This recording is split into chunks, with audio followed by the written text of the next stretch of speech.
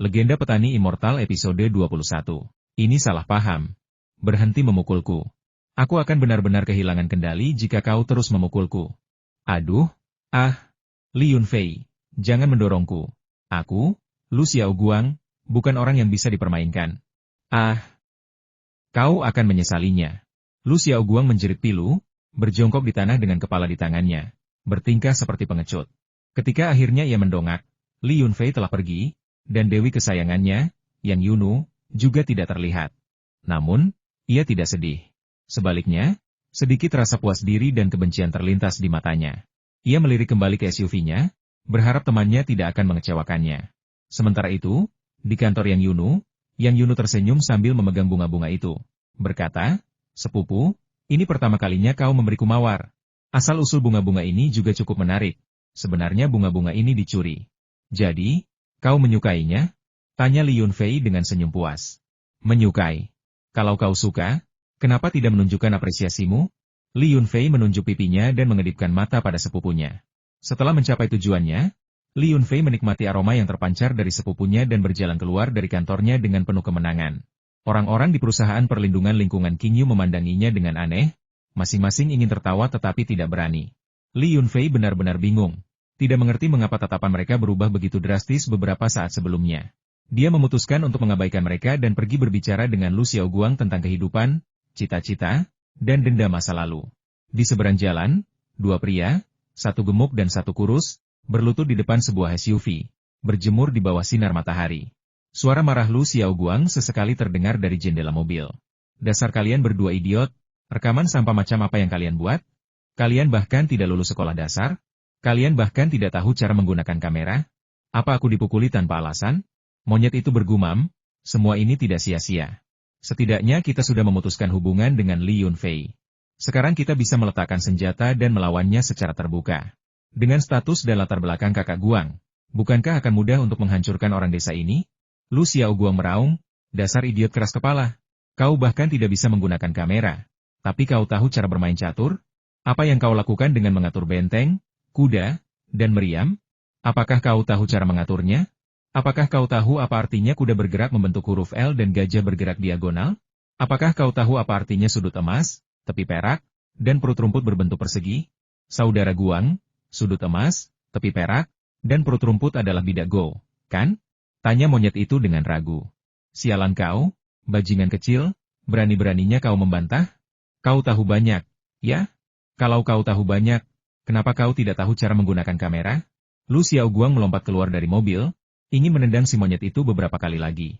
Begitu kamera disebutkan, monyet itu langsung menjadi sedih dan tidak bisa berkata apapun untuk membela diri. Pria gemuk berkulit gelap yang berlutut di samping Lu Xiaoguang menutup mulutnya, tak mampu menahan tawanya lagi, dan akhirnya tertawa terbahak-bahak. Karena takut dipukul, ia segera menambahkan pujian, "Kau luar biasa. Kenapa kau tidak tahu cara menggunakan kamera? Hahaha. Bisakah kau melakukannya?" Lu Xiaoguang menatap marah pria gemuk itu, yang segera berhenti tertawa dan dengan patuh menundukkan kepalanya. Li Yunfei berjalan mendekat sambil tersenyum lebar, dan memanggil dari jauh, "Hei, di tengah terik matahari seperti ini, berlutut dengan rapi, apakah kalian akan menikah atau menjadi saudara angkat? Tentu saja ini upacara pernikahan." "Bah, kita kan saudara angkat." "Tidak, bahkan bukan itu. Li Yunfei, apa yang kau lakukan di sini? Apa kau mencoba menguji kesabaran kakak Guang?" Meskipun monyet itu kecil dan kurus, ia memiliki temperamen yang besar. Ia melompat dan menatap Li Yunfei dengan marah. "Aku tidak mau bicara dengan orang yang bahkan tidak bisa menggunakan kamera. Kau boleh terus berlutut." Li Yunfei bahkan tidak melirik monyet itu. Monyet itu sangat terpukul oleh kata-kata Li Yunfei sehingga ia tidak bisa mengangkat kepalanya dan hampir menangis.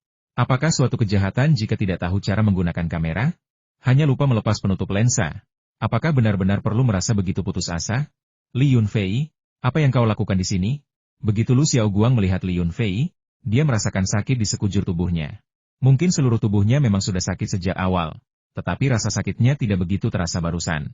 "Tidak ada apa-apa, aku hanya ingin berbicara denganmu tentang kehidupan, cita-cita, dan dendam," kata Li Yunfei sambil tersenyum. "Di sini terlalu panas, bagaimana kalau kita mencari tempat yang sejuk, minum beberapa bir dingin, dan mengobrol sambil minum?" Lu Xiaoguang menatap wajah Li Yunfei dengan ekspresi rumit dan berkata dengan lesu, "Kita tidak punya apa-apa untuk dibicarakan. Minum bersamamu membuatku mual." Bagaimana kalau begini? Permusuhan kita bermula dari anjing, jadi mari kita selesaikan juga dengan anjing. Temanku baru-baru ini membawa pulang seekor anjing gembala Kaukasia murni dari ibu kota provinsi dan ingin berduel dengan anjing campuranmu. Setelah mengatakan itu, Lu Xiaoguang merasa canggung. Apa maksudnya dengan itu salah anjingnya? Rasanya seperti dia sedang dihina. Hah, ternyata ini memang kesalahan anjing-anjing itu. Jadi, setelah anjing-anjing itu berkelahi, apakah dendam kita akan hilang? Tanya Li Yunfei. Kau berharap begitu? Adu anjing selalu melibatkan taruhan. Mari kita masing-masing bertaruh 1 juta, taruhan 1 lawan 1. Jika aku menang, uang itu milikmu, jika kau menang, 1 juta milikmu. Setelah taruhan selesai, permusuhan kita akan berakhir, kata Lu Xiaoguang dengan getir. Uangnya memang tidak banyak, tapi adu anjing Li Yunfei benar-benar tidak ingin berjudi. Dia sangat percaya pada anjing-anjing pemburu yang dia pelihara. Tetapi dia juga sangat menyayangi mereka dan tidak ingin mereka terluka karena perkelahian itu. Lu Xiaoguang tertawa sinis, kau tidak berani? Haha, kalau begitu kau masih berani membicarakan dendam padaku. Kalau kau tidak berani, pergilah. Tapi jangan halangi aku untuk mengejar Yang Yunu secara normal di masa depan. Aku akui, dulu aku mengejar Yang Yunu hanya untuk main-main, hanya untuk mempermalukanmu. Tapi semakin kupikirkan, semakin aku merasa Yang Yunu hebat. Dia persis orang yang sempurna dalam mimpiku. Aku ingin menjadikannya istriku. Kau hanya bisa memimpikannya. Jangan pernah memikirkannya, atau kau bahkan tidak akan punya kesempatan untuk bermimpi. Kita akan mengatur waktu dan tempatnya, dan aku akan membawa anjing itu. Sampai saat itu, enyahlah dari hadapanku. Li Yunfei melambaikan tangannya, mengusir seperti lalat, dan berjalan pergi tanpa menoleh ke belakang. Haha, kau marah? Kau murka? Jadi kau sangat peduli pada Yang Yunu. Aku benar-benar takut kalian berdua hanya sepupu biasa. Aku puas dengan reaksi kalian. Kita akan bertemu lagi suatu hari nanti, tunggu teleponku. Lu Xiaoguang tertawa lebih histeris lagi, seolah-olah dia telah menemukan titik lemah Li Yunfei. Li Yunfei tiba-tiba berbalik, tatapannya sedingin pisau, menyapu pandangan ke arah Lu Xiaoguang. Ia bertanya-tanya dalam hati, jika aku melemparkan orang hidup ini ke dalam ruang kecil, membunuhnya, dan menggunakannya sebagai pupuk, berapa lama waktu yang dibutuhkan agar ia berubah menjadi debu?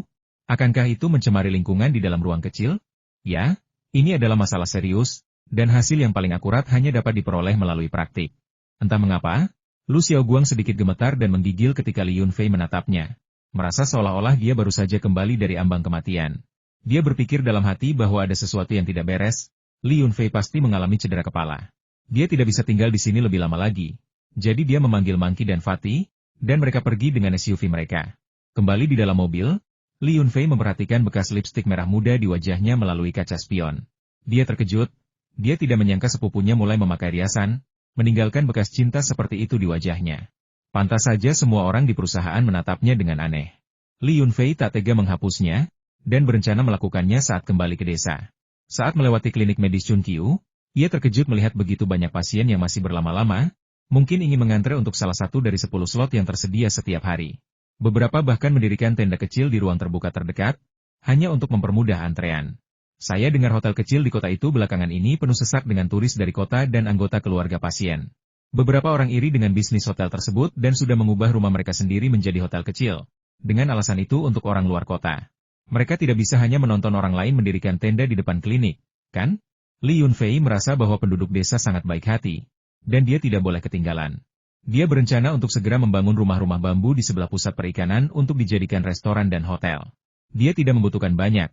Hanya satu hotel rumah bambu berskala besar saja sudah cukup untuk meningkatkan tingkat pariwisata kota Qinglong. Mobil itu diparkir di ruang terbuka di sebelah villa. Bagian luar villa sudah didekorasi, dan fasilitas di sekitarnya juga sudah selesai. Sistem tenaga angin beroperasi normal, dan listrik yang digunakan untuk renovasi dipasok oleh sistem tenaga angin. Beberapa turbin angin dilengkapi dengan lampu jalan hemat energi berbentuk bulat berwarna putih, menjadikan tempat ini tempat paling terang di Lijiashai setiap malam. Halaman tersebut sudah dibangun, dengan dasar dari batu bata dan batu serta kisi-kisi baja di atasnya, yang memberikan ventilasi dan transmisi cahaya yang baik. Beberapa bunga dan tanaman telah ditanam, tetapi masih banyak detail yang perlu ditangani oleh pekerja perusahaan perencanaan lanskap. Ruang bawah tanah memiliki kedap air yang sangat baik dan sistem ventilasi yang lengkap, sehingga cocok untuk menyimpan alkohol atau bahkan sebagai tempat tinggal. Namun, ada banyak kamar di lantai atas, jadi berapapun jumlah tamu yang datang, tidak akan ada yang berdesakan di ruang bawah tanah. Selain itu, hotel bergaya bambu ini akan segera memulai pembangunan. Dengan hotel sendiri, Itu adalah tanggung jawabnya sendiri. Jadi mengapa khawatir tamu tidak memiliki tempat menginap? Li Yunchong berlari dari jalan utama di luar, terengah-engah, dan berteriak dari jauh. Saudara Fua, cepat ke rumahku, aku punya kabar baik untukmu. Kami tidak bisa menghubungi ponselmu, kami sangat khawatir. Hehe, apa sih yang kau inginkan dariku? Katakan padaku, apa yang Paman 7 inci inginkan dariku? Li Yunfei berjalan dengan tenang, menghapus bekas lipstik di wajahnya, lalu mengeluarkan ponselnya dari saku untuk memeriksa apakah baterainya habis. Bukan sepenuhnya ayahku yang menghubungimu, ada juga orang-orang dari militer, mereka bilang ada insiden di pegunungan. Banyak tentara digigit ular, dan mereka membutuhkan ahli untuk mengobati racun ular. Pihak militer ingin meminta ayahku pergi ke pegunungan, tetapi ayahku tidak setuju, katanya terlalu berbahaya di pegunungan dan dia membutuhkan 2 asisten. Jadi dia memintaku untuk pergi bersamamu. Li Yunchong membutuhkan waktu lama untuk mengatur napas sebelum dia bisa berbicara dengan lancar. Li Yunfei berkata sambil tertawa dan menangis bersamaan, hal baik macam apa ini? Bukankah ini hanya bermain-main dengan nyawaku? Meskipun aku senang mendukung para prajurit yang paling kusayangi, aku tidak tahu cara mengobati racun ular. Apa yang akan kulakukan di sana? Lagi pula, bukankah militer mengirim dokter militer? Selama ada cukup penawar racun, racun apapun bisa disembuhkan. Apa gunanya memiliki dokter gadungan desa? Oh sayang, kau tidak tahu. Para petugas yang datang mengatakan bahwa cukup banyak dokter militer yang datang, tetapi beberapa racun ular dapat disembuhkan, sementara yang lain tidak, dan beberapa orang bahkan meninggal. Aku mendengar mereka membicarakannya di dalam, dan tampaknya beberapa ular berbisa telah bermutasi, membuat racunnya menjadi lebih kuat, dan racun itu tidak dapat disembuhkan dengan serum anti bisa biasa. Ayo, kita bicara sambil berjalan. Mereka mulai tidak sabar. Jika kau tidak segera kembali, mereka bahkan mencoba membawa ayahku pergi secara paksa. Kata Li Yunchong, sambil meraih tangan Li Yunfei dan berlari pergi. Mutasi bisa ular? Itu pasti karena ularnya yang bermutasi duluan, kan? Li Yunfei teringat ular kepala besi yang masih terikat pada batu matahari di ruang kecilnya. Ular itu telah tumbuh hingga lebih dari 1 meter panjangnya. Tubuhnya menebal secara signifikan, menjadi setebal lengan anak kecil. Pola di kepalanya berkilau, dan mata kecilnya bersinar tajam. Karena takut pada Li Yunfei, ular itu tidak lagi berani menggigitnya dengan mudah. Untuk mendapatkan makanan, ular itu bahkan telah belajar bagaimana menjilatnya. Namun, kecerdasan ular kepala besi jauh lebih rendah daripada ular piton emas. Mereka bahkan tidak berada pada level yang sama. Berlari ke rumah Kicun, ia melihat 2 kendaraan militer off-road terparkir di sana. Memasuki halaman, ia melihat kepala desa juga ada di sana. Namun, kepala desa tidak duduk di dalam rumah, melainkan hanya mondar-mandir di sekitar pintu. Ketika melihat Li Yunfei, matanya berbinar dan ia berteriak dengan gembira. Fua sudah kembali. Kicun, cepat bersiap. Kau sudah punya cukup asisten sekarang, kan? Jangan tunda misi militer, karena ini menyangkut nyawa banyak prajurit. 7 Inch tidak menggunakan banyak alat medis. Li Yunfei sering melihatnya mengobati ular berbisa. Salah satu jenisnya adalah alat eksternal yang digunakan untuk memotong luka dan menghisap racunnya. Dan jenis lainnya adalah obat tradisional Tiongkok untuk penggunaan internal dan eksternal. Mendengar bahwa banyak tentara telah digigit ular berbisa, Kicun membawa semua obat yang dimilikinya di rumah. Melihat Li Yunfei kembali, dia menyuruhnya untuk mengemasi barang-barangnya juga. Mengatakan bahwa dia tidak perlu membawa terlalu banyak kali ini, karena militer akan mengurus semuanya. Li Yunfei mengerti bahwa Paman Kicun takut dia akan seperti dulu, bisa mengeluarkan apa saja dari ranselnya, praktis seperti ensiklopedia berjalan. Namun, tidak ada yang tahu rahasia ruang kecil itu, jadi dia harus tetap menggunakan ransel yang berfungsi sebagai penutup. Lalu dia berteriak dan mengatakan akan kembali untuk mengambil ransel pendakiannya. Li Yunchong sangat gembira. Ia mendengar bahwa ia dapat berpartisipasi dalam operasi rahasia dan melakukan petualangan di pegunungan bersama para prajurit, yang menurutnya sangat menarik. Ia bahkan tidak merasa keberatan mempelajari beberapa keterampilan mengobati ular dari ayahnya. Waktu sangatlah penting. Li Yunfei mencolokkan powerbank dan menghidupkan ponselnya. Dia menelepon keluarganya untuk menjelaskan keberadaannya dan juga menelepon sepupunya, Yang Yunu, untuk memberitahunya agar berhati-hati dan mengawasi Lu Xiaoguang. Kemudian, sambil membawa ransel, mereka menaiki kendaraan off-road militer. Dia, Kicun, dan Li Yunchong duduk di belakang, sementara seorang perwira militer parubaya duduk di kursi penumpang. Ekspresinya tampak cemas, tetapi dia tetap sabar menjelaskan setelah memasuki pegunungan. Kalian harus mematuhi perintah militer dan tidak bertindak sendiri. Pegunungan sangat berbahaya sekarang. Ular berbisa sangat agresif, dan beberapa hewan liar juga telah diserang dan menjadi gelisah serta agresif. Begitu kita sampai di kaki gunung, sebuah helikopter militer akan datang menjemput kita. Ngomong-ngomong, nama saya Sanyan. Saya sementara bertanggung jawab atas urusan medis dan logistik untuk operasi ini. Jika Anda membutuhkan sesuatu, Hubungi saya saja. Saya akan tetap bersama Anda sepanjang waktu. Li Yunfei bertanya, pagi ini, saya melihat 4 ambulans militer menyeberangi sungai. Dengan begitu banyak dokter militer, mereka masih tidak bisa merawat tentara yang terluka. Apakah kita, para tabib tradisional, benar-benar boleh menyeberangi sungai? Ini bukan masalah kekurangan tenaga kerja. Beberapa ahli medis mengatakan bahwa bisa ular telah bermutasi, dan antibisa yang telah kami siapkan tidak lagi efektif, bahkan telah menyebabkan reaksi abnormal. Kami tidak punya pilihan lain sekarang. Seseorang menyarankan agar kami meminta dokter setempat yang menangani ular berbisa untuk datang. Kami harus mencoba, meskipun tidak berhasil, kata Sanyan. Apakah kau kenal Cuyang? Kudengar dia juga sedang menjalankan misi di sini, tanya Li Yunfei ragu-ragu. Bagaimana kau tahu? Ini kan informasi rahasia. Mengingat kepribadian Kapten Chu, dia tidak akan mudah mengungkapkannya kepada orang lain. Ekspresi Sanyan sedikit berubah, dan dia menatap Li Yunfei dengan saksama. Li Yunfei tertawa dan berkata, aku dan Chu yang berteman. 2 hari yang lalu, aku melihatnya sedang berpatroli dan menyapanya. Meskipun dia tidak mengatakan apa-apa, aku bisa menebak bahwa dia sedang bertugas di dekat sini. Kalau tidak, dia tidak akan muncul di dekat desa kita. Mendengar perkataan Li Yunfei, ekspresi Sanyan melunak, dan dia tersenyum sambil berkata, hehe, aku kenal dia. Dia tergabung dalam organisasi khusus, dan sebagian besar misi yang dia jalankan cukup berbahaya. Dimanapun ada keadaan darurat, kau bisa menemukannya. Area medis di puncak gunung tempat kita berada juga dijaga oleh personel keamanan khususnya. Jika terjadi sesuatu, dia pasti akan muncul. Melihat perubahan sikap Sanyan yang signifikan, Li Yunfei menduga bahwa posisi Chu yang mungkin cukup tinggi, dan unitnya agak istimewa. Itulah sebabnya dia terus-menerus membicarakan peraturan kerahasiaan. Benar saja, sebuah pertanyaan sederhana dari seorang perwira yang mengenalnya mengungkap semua tentang dirinya. Qicun tiba-tiba batuk 2 kali, berdeham, dan berkata, Fua, Datou, karena ada banyak yang terluka di puncak gunung. Saya akan menjelaskan terlebih dahulu prinsip-prinsip pengobatan dan prosedur dasar kepada Anda agar Anda dapat mempersiapkan diri secara mental. Saat itu juga, Li Yunchong protes, Ayah, apakah ayah akan membunuhku jika memanggilku dengan namaku? Tidak masalah jika orang lain memanggilku dengan nama panggilanku. Tapi mengapa ayah terus melakukannya? Jika ayah melakukannya lagi, aku akan marah. Respon 7 Inch hanya berupa tamparan, diikuti dengan makian jadi kenapa kalau kau sedang terburu-buru? Aku suka memanggilmu kepala besar.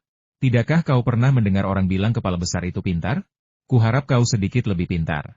Aku baru saja mulai mengajarimu sedikit dasar-dasar pengobatan racun ular, dan kau sudah membuat keributan. Apa kau mau dipukuli? Qicun adalah pria jujur yang jarang marah, tetapi ketika ia marah, auranya cukup mengintimidasi. Li Yunchong segera kehilangan kesabarannya, menundukkan kepala, dan mendengarkan penjelasan ayahnya dengan patuh. Li Yunfei menyeringai, tanpa ikut campur dalam pertengkaran antara ayah dan anak itu.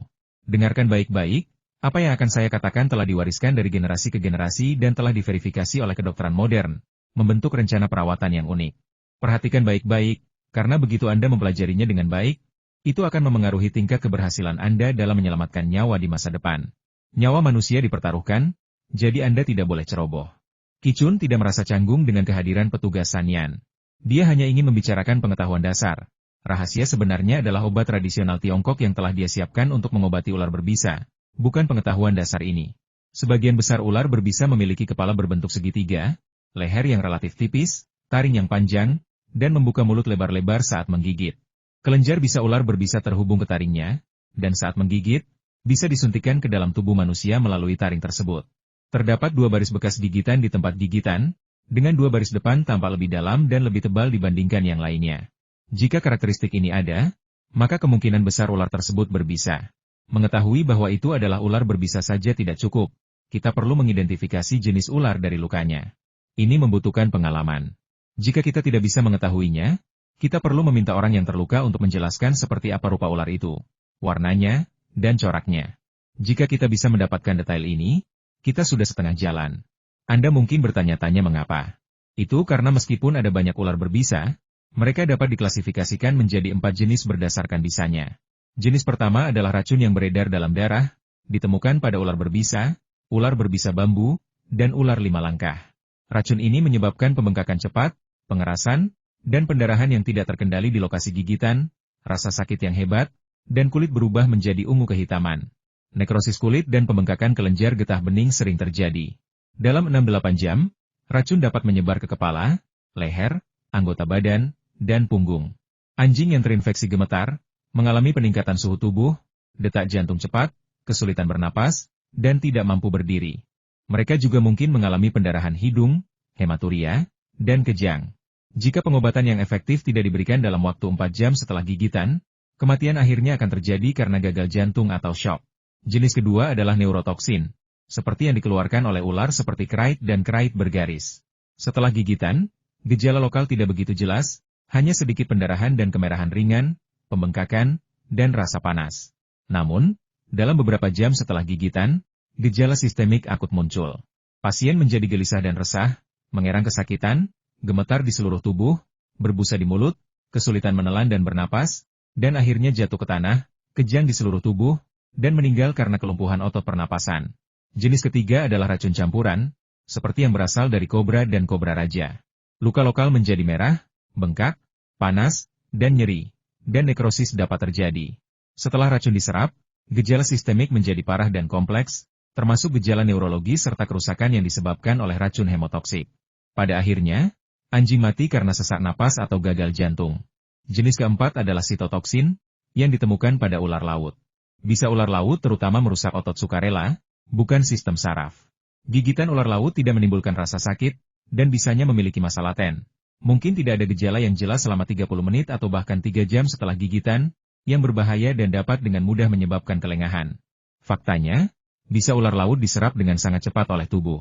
Gejala pertama setelah keracunan adalah kelemahan dan nyeri otot, kelopak mata terkulai, dan kekakuan rahang, agak mirip dengan gejala tetanus. Pada saat yang sama, jantung dan ginjal juga akan mengalami kerusakan parah. Seseorang yang digigit dapat meninggal dalam hitungan jam hingga hari. Kebanyakan ular laut hanya menggigit ketika diganggu. Setelah mendengarkan, Li Yunfei tampak berpikir sejenak, lalu berkata, "Paman Qicun, kita memiliki 3 jenis ular berbisa pertama di sini, tetapi kita belum pernah melihat jenis ular laut keempat sebelumnya. Apakah kita juga ingin belajar cara mengobati racun ular laut?" "Tidak perlu belajar, karena saya juga tidak tahu cara mengobatinya.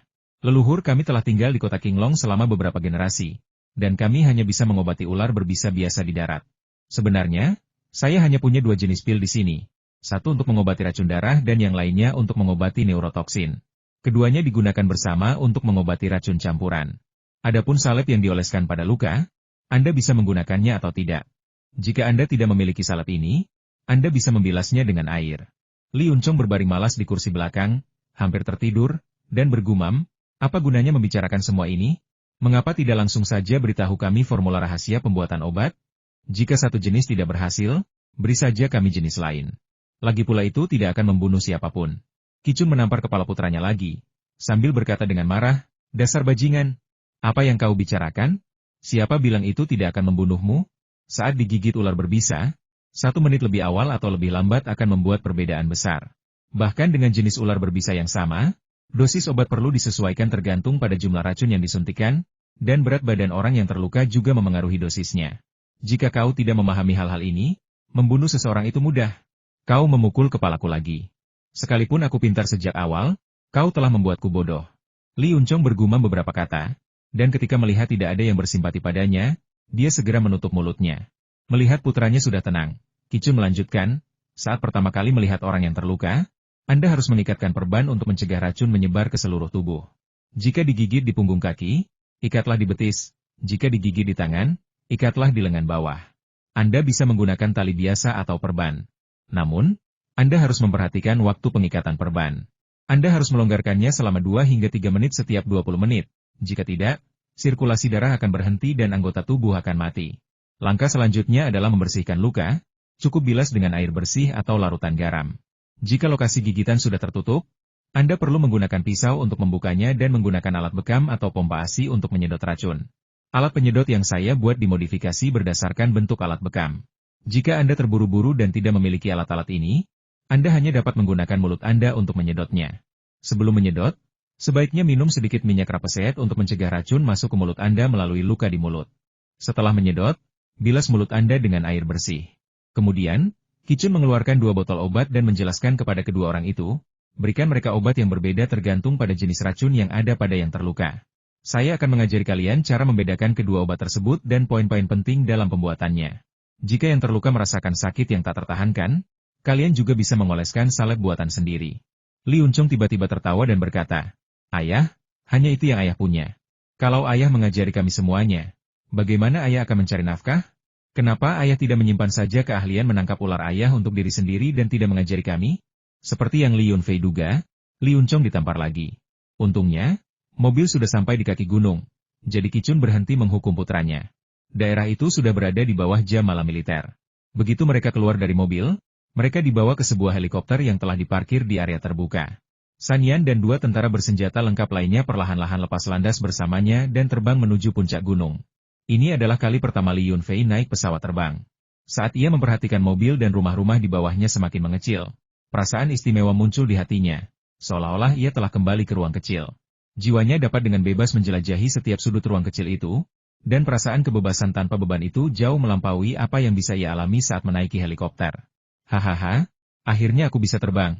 Sialan, jadi beginilah rasanya terbang. Ugh. Aku rasanya mau muntah. Li Yunchong tertawa beberapa kali, tetapi sebelum dia selesai pamer, dia menutup mulutnya karena merasa mual. Untungnya, seorang tentara sudah siap dan memberinya kantung muntah.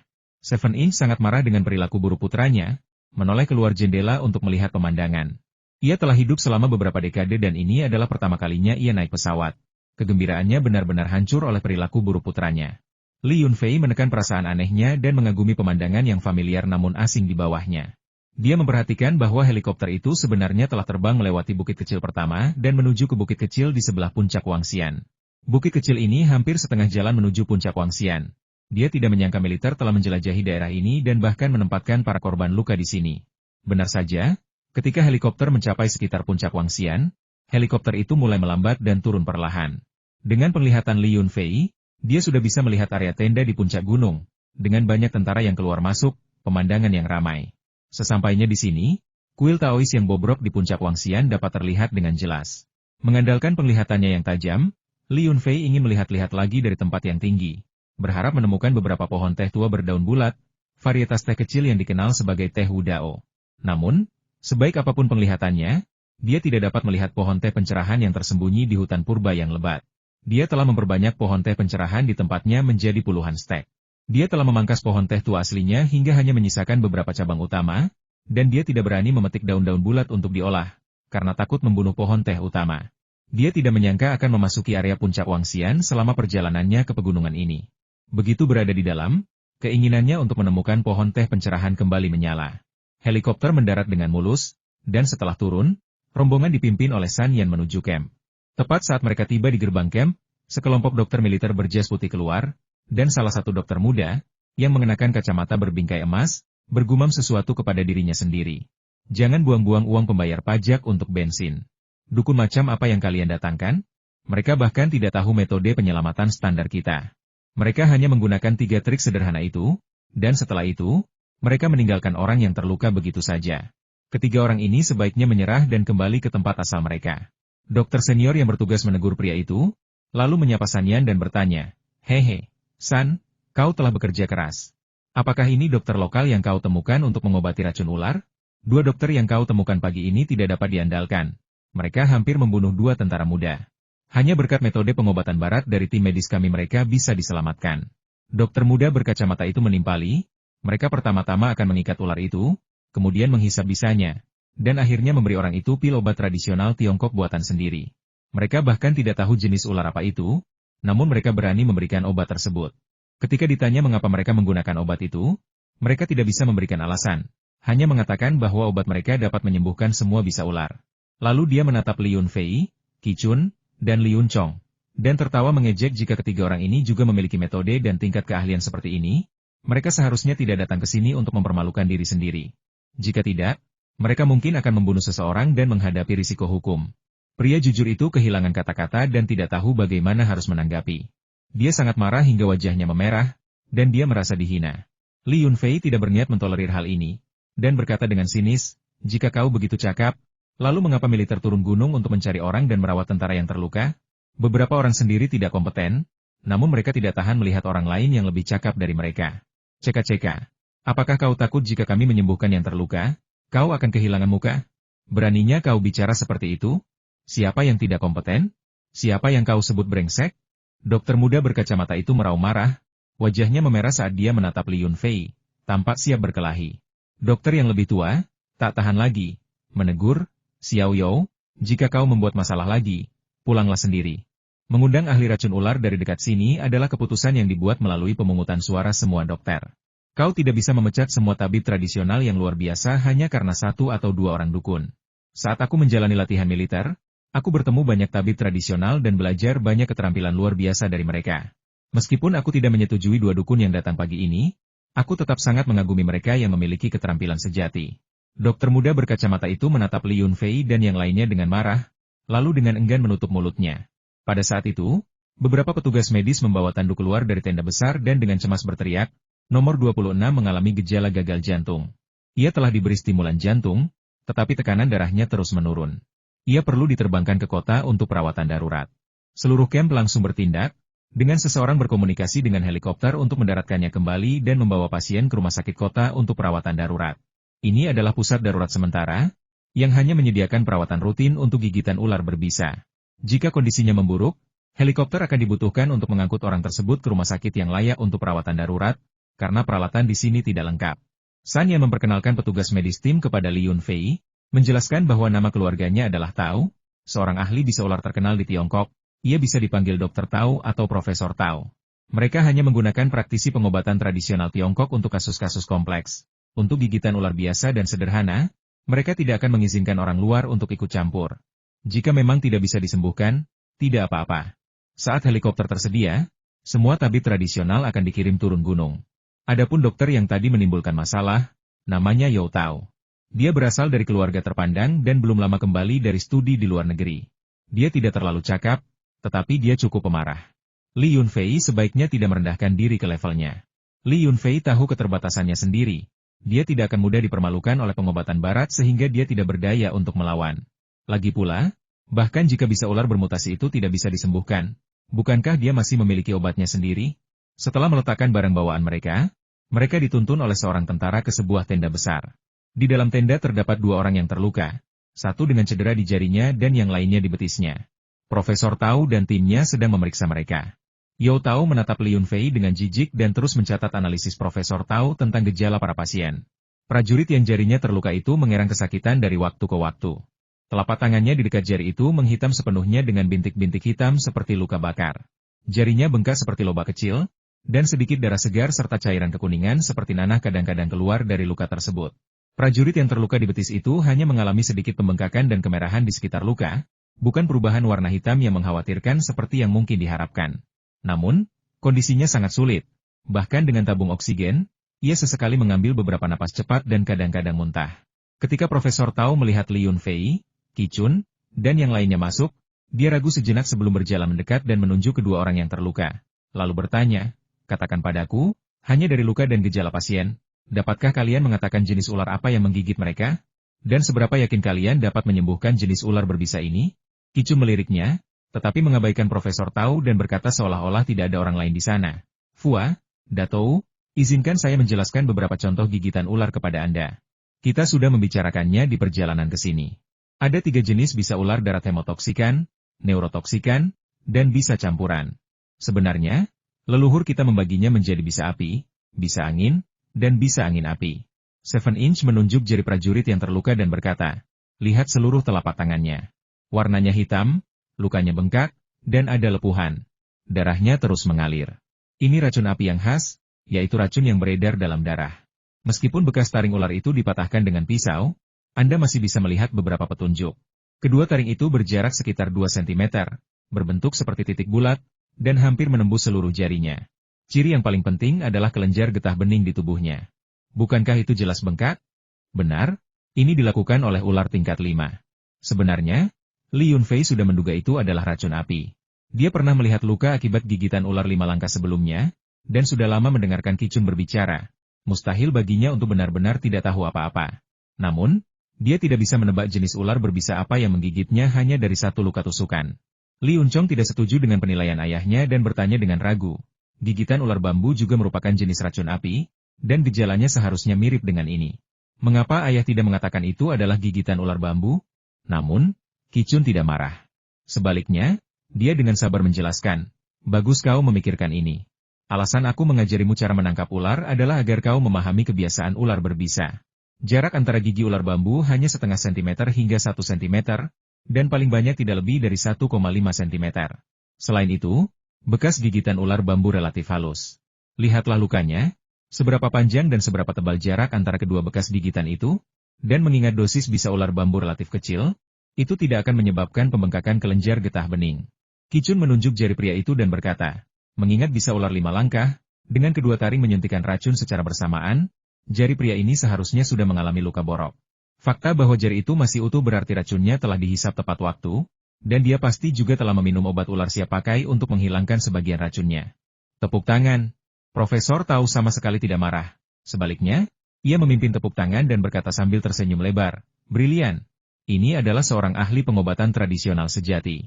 Hanya dari fakta bahwa Anda dapat secara akurat menentukan jenis ular apa yang menggigit mereka, saya tahu Anda memiliki beberapa keahlian.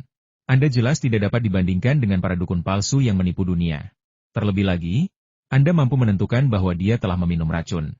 Itu benar-benar luar biasa. Yao Tao menyela dengan tidak pantas, kau pasti bingung.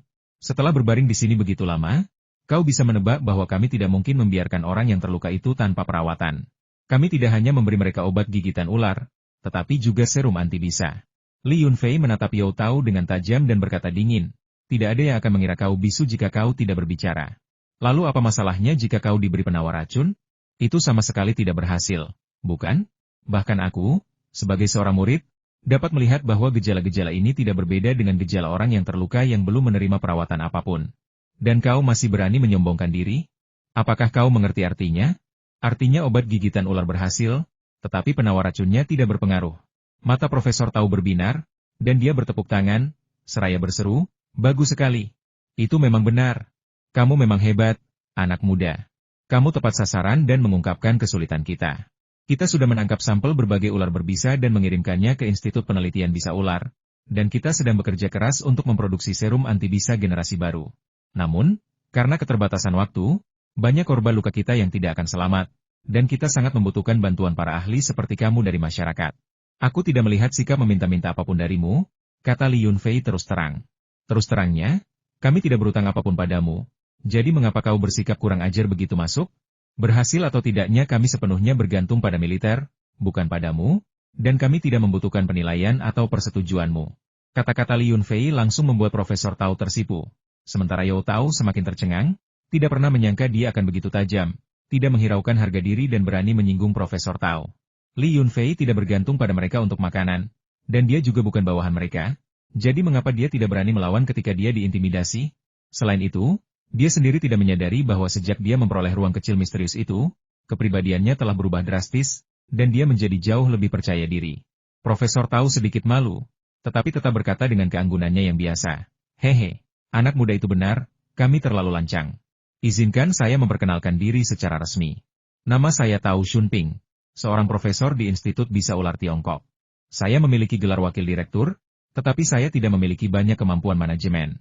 Saya hanya memiliki beberapa hasil penelitian tentang ular berbisa dan bisa ular. Melihat bahwa ahli yang memimpin tim akhirnya kembali bersikap sopan, Li Yunfei mengabaikan ekspresi marah atau meremehkan dari dokter militer lainnya dan memperkenalkan dirinya saya Li Yunfei. Dan ini paman saya Li Qichun, seorang tabib asli dari kota Qinglong yang ahli dalam mengobati semua jenis gigitan ular berbisa dan juga seorang pemburu ular. Ini putranya, Li Yunchong, dan kami berdua anak muda adalah murid baru. Mereka praktis hanya di sini untuk mendapatkan pengalaman.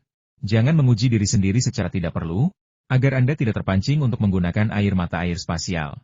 Efek penyembuhannya terlalu bagus, dan itu akan menarik perhatian. Yao Tao, yang masih belum belajar dari kesalahannya, berkata dengan lebih kesal, jangan hanya bicara saja, buktikan dengan tindakan. Jika kau benar-benar memiliki keahlian, aku akan mengagumimu. Selain pasien kritis lainnya, kedua orang yang terluka ini dalam kondisi sedang, tidak ringan, tetapi juga tidak kritis. Jika kau bisa menyembuhkan mereka dengan pengobatan tradisional, aku, Yao Tao, akan yakin dan bahkan akan menjadi muridmu. Melihat luka pria itu, Li Qichun berkata pelan, ini adalah resep rahasia keluarga, dan aku tidak mengajarkannya kepada siapapun kecuali putraku. Li Yunfei adalah keponakanku, jadi dia pengecualian, karena kakeknya membantu menyempurnakan resep ini. Yah, orang jujur bisa menjadi lebih ganas ketika marah. Maksudnya adalah Yao Tao bahkan tidak layak menjadi putraku. Sekalipun aku mendidiknya untuk keponakanku, Aku tidak akan mendidiknya untukmu. Menjadi ayah baptisnya pun tidak akan membantu. Kau, Yo Tao sangat marah, hampir meledak, tetapi ditarik kembali oleh orang di sebelahnya. Dia memperhatikan bahwa ekspresi Profesor Tao sangat buruk, pertanda bahwa dia akan marah besar. Profesor Tao mungkin tidak memiliki wewenang atas dukun tradisional, tetapi dia sangat penting bagi orang-orang seperti mereka. Satu komentar saja dapat memengaruhi seluruh hidup mereka. Profesor Tao menatap Yo Tao dengan tajam, lalu bertanya kepada Li Qichun dengan nada lembut, Tuan Li, apakah Anda memiliki cara untuk mengurangi rasa sakit dan keparahan gigitan ular 5 langkah ini? Aku akan mencobanya, tapi aku khawatir jari orang ini sudah tidak bisa diselamatkan. Jika luka boroknya semakin parah dalam beberapa hari, amputasi akan menjadi satu-satunya pilihan, kata Li Qichun, sambil memberi isyarat kepada Li Yunfei untuk membawakan tasnya dan kepada Li Yunchong untuk mengambil air minum kemasan dari kamp militer. Profesor Tao berkata dari samping, jika Anda ingin membilas luka dengan air, gunakan larutan garam. Jika Anda ingin obat, anggap saja saya tidak mengatakan apa-apa.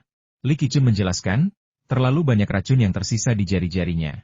Sekarang racun itu telah menyebar ke seluruh lengannya, dan bahkan sejumlah kecil racun pun tersebar di seluruh tubuhnya. Sebentar lagi, saya akan menggunakan pisau untuk membuat sayatan berbentuk salib di masing-masing bekas gigitan, lalu menggunakan mulut saya untuk menghisap racunnya.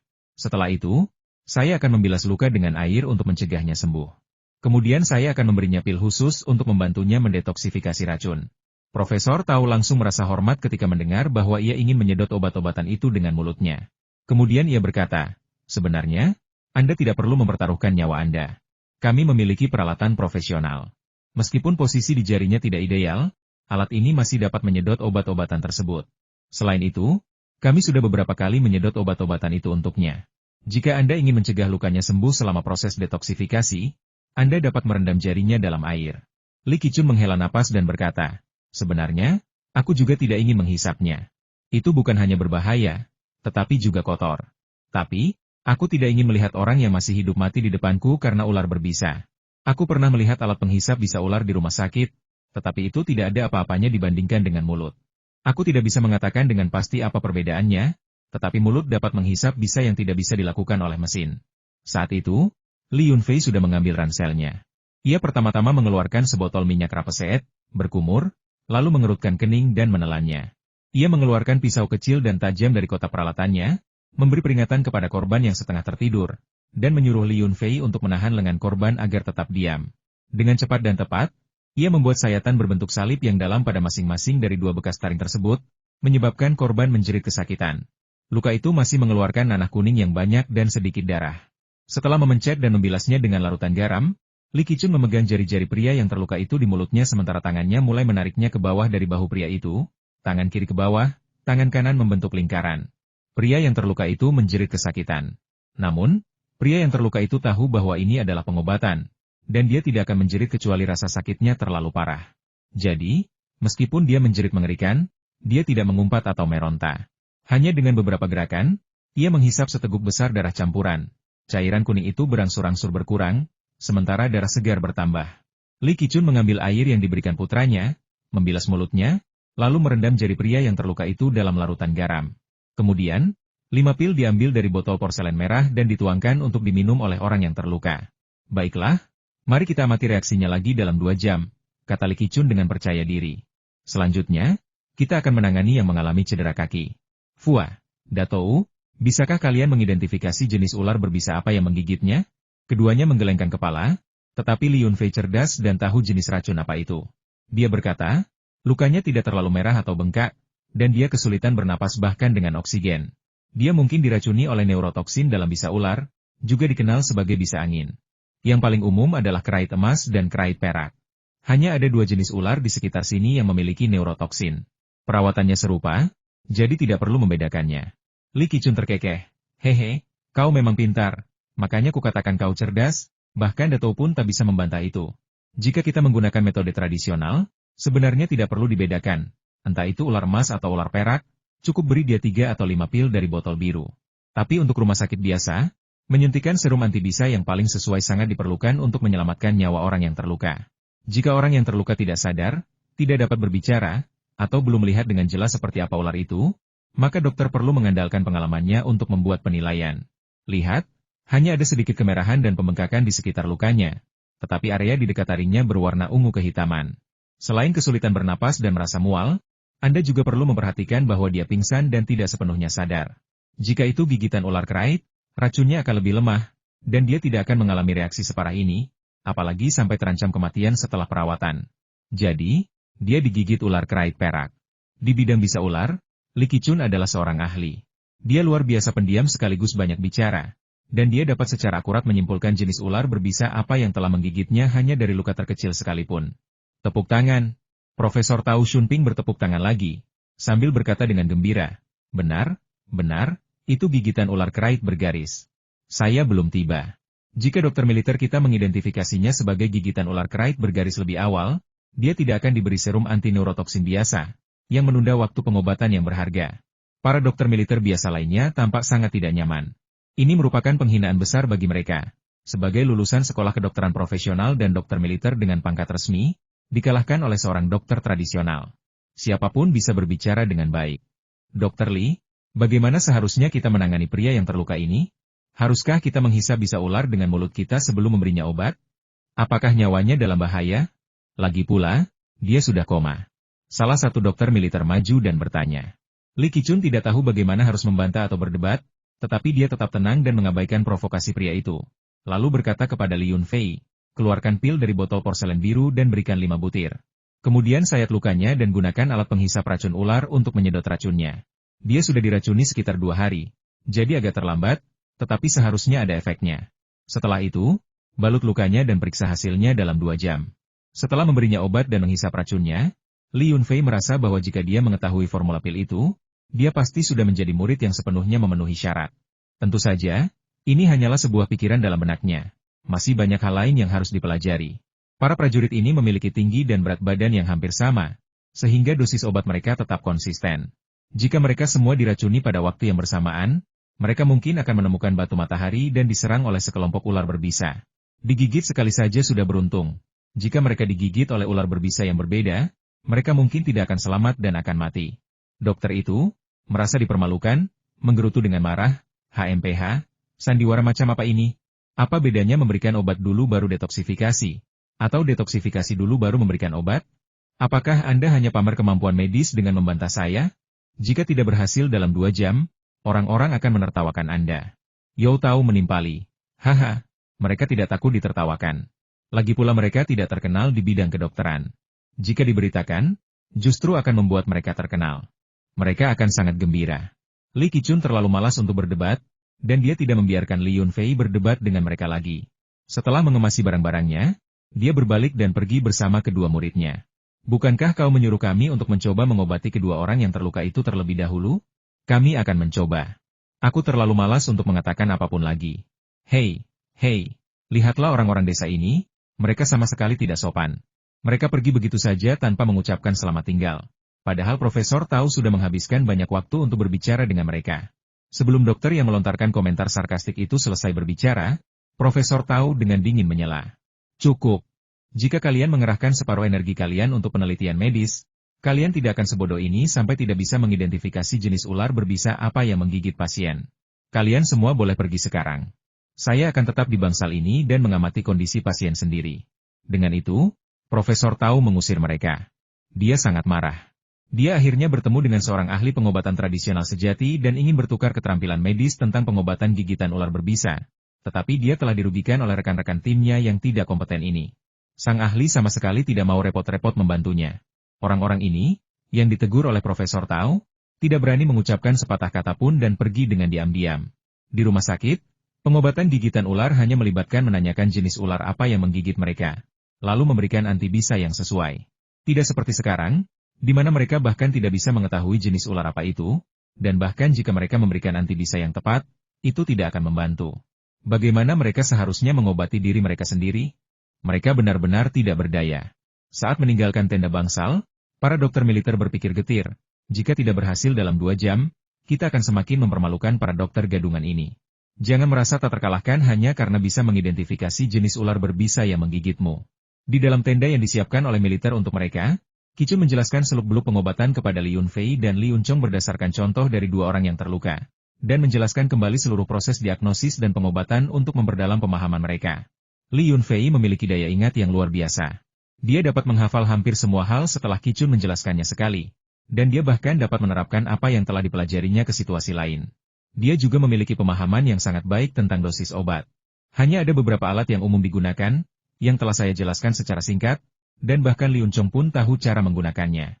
Yang terpenting adalah formula rahasia untuk pil dan kombinasi racunnya.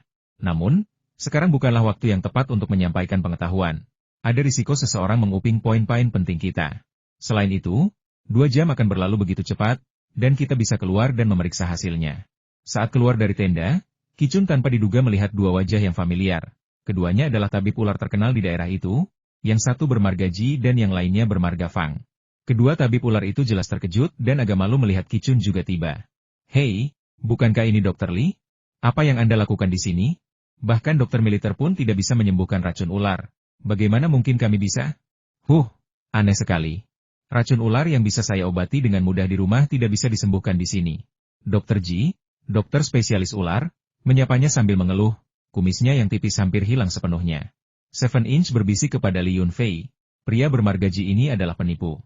Dia menggunakan nama keluarganya untuk menyamar sebagai penerus pengobatan ular keluarga Ji. Sebenarnya, dia tidak tahu apa-apa. Dia hanya tahu metode pengobatan yang diketahui orang biasa. Dia memberi mereka obat ular Ji De Sheng yang terkenal. Jika sembuh, ya sembuh. Jika tidak, katanya obat itu dibawa terlambat. Tabib ular bermarga Fang dengan sopan menangkupkan tangannya dan berjalan mendekat. Berkata, Tabib ular Li, apakah Anda juga melihat situasi di sini? Situasinya memang sangat aneh. Saya agak mengerti tentang pengobatan, tetapi setelah memberikan obat, efeknya sangat buruk, dan hampir menyebabkan kematian seseorang. Sekarang saya tidak berani memberikan obat untuk yang terluka di sini. Ki Chun membungkuk kepada pria itu dan membalasnya dengan sopan sebelum dengan tenang memperkenalkannya kepada 2 orang di sampingnya. Pria ini cukup terampil. Selain mengobati racun ular, dia juga memahami teori pengobatan tradisional Tiongkok, yang lebih baik daripada saya. Leluhur kami pernah bertukar teknik untuk mengobati racun ular. Kemudian, resep keluarga saya dimodifikasi oleh kakek Fua, itulah sebabnya kami menjadi terkenal di kota Qinglong, jauh melampaui tabib ular bermarga Fang. Saat rombongan mendekat, Ki Chun menjawab dengan suara normal, saya baru berada di sini sebentar. Saya sudah merawat 2 orang yang terluka. Mengenai apakah pengobatan itu efektif, saya akan pergi memeriksa mereka. Dr. Ji melambaikan tangannya dan menghela napas, percuma saja. Bahkan dengan pengalaman bertahun-tahun saya mengobati racun, saya tidak bisa mengatasinya. Jadi Anda pun tidak bisa. Biar saya beritahu, jika bisa ular ini mudah diobati, kami para tabib tradisional tidak akan dibutuhkan. Peralatan apa yang kurang dimiliki para dokter militer di sini? Saya bertanya-tanya apakah kita telah bertemu dengan Dewa Ular di kuil Dewa Ular, sehingga begitu banyak ular berbisa yang sulit diobati dikirim ke sini. Dokter Fa mencibir dengan nada meremehkan dan berkata, dari mana asal kuil Dewa Ular ini? Saya telah berpraktik kedokteran hampir sepanjang hidup saya dan saya belum pernah melihat Dewa Ular. Saya akui ada alasan mengapa kita tidak bisa menyembuhkan mereka. Tetapi kita tidak bisa menyalahkan hal itu pada sesuatu yang supernatural. Kita sudah membuat para dokter militer memandang rendah kita karena tidak mampu menyembuhkan yang terluka. Kita tidak bisa membiarkan diri kita sendiri memandang rendah diri kita sendiri juga. Ji Shei balas dengan marah. Hei, kenapa kau bicara kasar sekali? Aku hanya berspekulasi. Siapa yang meremehkan siapa? Kau bermarga Fang? Kau bahkan belum lahir saat aku berpraktik kedokteran. Jangan berpikir kau bisa meremehkan semua pahlawan dunia hanya karena kau punya resep rahasia keluarga. Lebih baik aku menggunakan resep rahasia keluargaku daripada orang-orang yang seenaknya mengaku sebagai leluhurku. Kata Dr. Fang dengan nada meremehkan. Tepat ketika perdebatan hampir pecah, seorang tentara berlari mendekat dan berteriak, Tuan Li, Profesor Tao meminta kehadiran Anda di tenda nomor 2. Tenda nomor 2 adalah bangsal tempat mereka baru saja merawat yang terluka. Ki Chun tidak banyak bicara. Hanya menjawab dan memimpin Li Yunfei dan Li Yunchong ke sana. Tabib ular Fang dan tabib ular Ji berhenti berdebat, masing-masing dengan wajah serius dan tangan di belakang punggung. Lalu mengikutinya masuk untuk melihat apa yang terjadi. Orang bilang rekan kerja adalah musuh, tetapi kedua orang ini, setelah berdebat seperti ini, mengapa mereka berjalan bersama? Saat memasuki tenda nomor 2, Profesor Tao dan sekelompok dokter militer sudah berada di sana. Ketika mereka melihat Li Ki Chun dan rombongannya masuk, Profesor Tao sangat gembira dan berseru, Dr. Li, kemarilah. Keduanya menunjukkan peningkatan yang signifikan. Pasien yang diracuni oleh neurotoksin telah sadar kembali. Li Ki Chun memimpin Li Yunfei dan Li Yunchong ke sisi tempat tidur orang yang terluka dan mengajari mereka cara memeriksa pemulihan orang yang terluka tersebut. Setelah memeriksa tubuh pasien, Li Ki Chun menggelengkan kepalanya dan berkata, pemulihannya sangat buruk, dan hasilnya sangat berbeda dari yang saya harapkan. Obat kami biasanya memberikan efek yang nyata setelah 1 kali pengobatan, dan dapat sepenuhnya membersihkan racun dari tubuh setelah 2 atau 3 kali pengobatan. Jika tidak dapat membersihkannya, maka obat ini tidak berguna. Mengonsumsinya lebih banyak dapat menyebabkan keracunan obat tradisional Tiongkok, dan hati serta ginjal akan rusak parah. Li Yunfei tahu bahwa ini adalah akibat dari mutasi ular berbisa. Ketika Li Yunfei merawat ahli pertambangan Amerika itu, ular berbisa yang bermutasi tersebut menyebabkan lukanya menjadi kritis. Ia dikirim kembali ke rumah sakit kota tetapi tidak dapat disembuhkan. Setelah dipindahkan kembali ke Amerika Serikat, ia tetap tidak dapat disembuhkan. Akhirnya, ia menemukan ular berbisa yang bermutasi, mengirimkan bisanya kembali ke Amerika Serikat, dan menghasilkan penawar racun khusus, yang menyelamatkan nyawanya. Profesor Tau bertanya dengan kebingungan, Dr. Li, menurut kami, Anda telah mencapai hasil yang sangat baik hanya dengan memberikan 1 dosis obat. Mengapa Anda masih belum puas? Li Qichun menjawab dengan jujur, racun ular itu terlalu kuat, dan obatnya tidak cukup efektif. Namun, obatnya tidak boleh digunakan terlalu kuat, karena akan merusak hati dan ginjal pasien. Pasien dapat meminumnya lagi besok, yang dapat menyelamatkan nyawanya. Jika Anda menginginkan kesembuhan total, saya khawatir Anda harus menunggu hingga serum antibisa generasi baru dikembangkan. Di antara para dokter militer, salah seorang memberikan cemoohan yang tidak pantas obat tradisional kalian tidak akan berhasil, bukan? Pada akhirnya, kita tetap harus bergantung pada antibisa dari pengobatan barat. Beberapa orang memang tidak tahu batasan kemampuan mereka sendiri. Diam. Profesor Tau berbalik dengan marah dan berteriak pada Yao Tau, apakah kau mampu memperbaiki kondisi para korban luka? Bisakah kau menjamin untuk menyelamatkan nyawa mereka? Kau bahkan tidak bisa membuat bakpao sendiri. Namun kau mengeluh bakpao orang lain tidak enak. Kau tidak tahu malu. Aku akan melaporkan situasi di sini dengan jujur kepada atasan. Orang sepertimu tidak pantas menjadi dokter militer. Ini adalah pertama kalinya Profesor Tau mengkritik seorang dokter sekeras itu. Wajah Yao Tau memucat, dan keringat mengucur deras di wajahnya. Meskipun latar belakang keluarganya luar biasa, banyak pemimpin akan menghormatinya karena status Profesor Tau di rumah sakit militer besar dan lembaga penelitian bisa ular. Yao Tau ingin menjelaskan, tetapi para dokter militer lainnya menghentikannya. Mereka tahu temperamen Profesor Tau, begitu amarahnya mereda, dia mungkin akan meminta maaf dan semuanya akan selesai. Menjelaskan sekarang hanya akan memperkeruh keadaan. Li Yunfei tidak akan bersimpati pada orang seperti itu, dan dia tidak punya waktu untuk memikirkannya, karena militer telah memverifikasi kemampuan pengobatan ular Li Qichun, dan puluhan orang yang terluka lainnya diserahkan kepadanya untuk dirawat. Setelah bekerja hampir sepanjang malam, dengan pil yang hampir habis, mereka akhirnya merawat ke-76 orang yang terluka. Profesor Tau tetap berada di sisi mereka sepanjang waktu. Dengan rendah hati mengajukan pertanyaan seperti seorang siswa, menanyakan tentang penyebab dan prinsip pengobatan ketika ia menemukan sesuatu yang tidak ia mengerti. Di antara orang-orang yang terluka ini, 8 orang digigit ular kobra raja, menderita racun campuran cedera yang sangat berbahaya. Pasien yang dibawa pergi hari ini juga digigit ular kobra raja. Keesokan paginya, Li Yunfei menemani Li Qichun dan beberapa dokter militer dalam kunjungan mereka. Mereka menemukan bahwa sebagian besar korban luka telah membaik secara signifikan, tetapi beberapa orang yang terluka parah masih belum aman. Secara khusus, mereka yang digigit ular kobra raja hampir tidak menunjukkan perubahan, yang menunjukkan bahwa pil Li Qichun tidak efektif melawan mereka. Orang yang cakap akan dihormati dimanapun mereka berada. Para dokter militer yang kemarin bersikap berprasangka buruk terhadap Li Qichun kini telah mengubah sikap mereka dan dengan sangat sopan mengajukan beberapa pertanyaan kepada Li Qichun. Profesor Tau bangun agak terlambat, dan setelah bangun, ia segera menemui Li Qichun dan kelompoknya untuk menanyakan langkah selanjutnya dalam rencana pengobatan. Karena bisa ular dari kelompok ini terlalu kuat, beberapa masalah muncul selama produksi serum antibisa, dan pil khusus yang dibawanya masih dibutuhkan. Li Qichun memberitahu Profesor Tau bahwa mereka kehabisan pil karena tidak menyangka akan ada begitu banyak tentara yang terluka, dan petugas yang membawanya tidak menjelaskan semuanya dengan jelas. Mereka hanya memiliki sedikit pil yang tersisa dan perlu kembali untuk menyiapkan lebih banyak. Profesor Tau mengatakan bahwa jika ada obat herbal Tiongkok yang dibutuhkan, militer dapat mengirimkannya dengan helikopter. Namun, Li Qichun mengatakan itu tidak praktis dan bersikeras untuk menyiapkannya sendiri di rumah. Kali ini, Profesor mengerti, ternyata Li takut resep rahasia keluarganya bocor. Karena itu, kita tidak bisa memaksanya lebih jauh. Kami memanggil Sanian, yang bertanggung jawab atas logistik, dan memintanya memberi kami 10.000 yuan, dengan mengatakan bahwa itu untuk Dr. Li agar bisa kembali dan membeli obat herbal Tiongkok untuk membuat pil pengobatan racun ular. Ini hanya untuk biaya bahan. Militer akan membayar upah dan imbalannya secara terpisah setelah misi selesai. Ketika Li Qichun pergi, dia memanggil putranya, Li Yunchong, dan menyuruhnya menjadi asistennya. Dia menyerahkan 2 botol obat dan peralatan medis yang tersisa kepada Li Yunfei, Sambil mengatakan bahwa Li Yunfei sudah siap lulus dan jika ada orang yang terluka lagi, Li Yunfei dapat mencoba keahliannya. Li Yunchong sangat tidak senang dan ingin diam-diam menjelajahi daerah itu, tetapi kata-kata ayahnya membuatnya takut. Li Qichun mengatakan bahwa pegunungan dan ladang dipenuhi ular berbisa yang bermutasi, yang bahkan tentara pun tidak mampu melawannya. Dengan kepala sebesar miliknya, dia bahkan tidak akan mampu berteriak minta tolong jika digigit ular berbisa. Baiklah, Li Yunchong benar-benar dikalahkan oleh ayahnya. Apa hubungannya kepala besar dengan ketidakmampuan untuk berteriak minta tolong? Jadi dia dengan patuh mengikuti Li Qichun dan menaiki helikopter untuk perjalanan pulang. Dua tabib ular lainnya juga dikirim kembali di tengah perjalanan. Li Yunfei terkekeh sendiri, berpikir bahwa dengan Datou yang dibawa pergi oleh ayahnya, dia terhindar dari masalah. Dia berencana untuk menyelinap keluar nanti untuk menikmati pemandangan di tengah perjalanan menuju puncak Wangxian. Namun, rasa puas dirinya hanya berlangsung singkat, karena sebuah kejadian tak terduga mengganggu rencananya.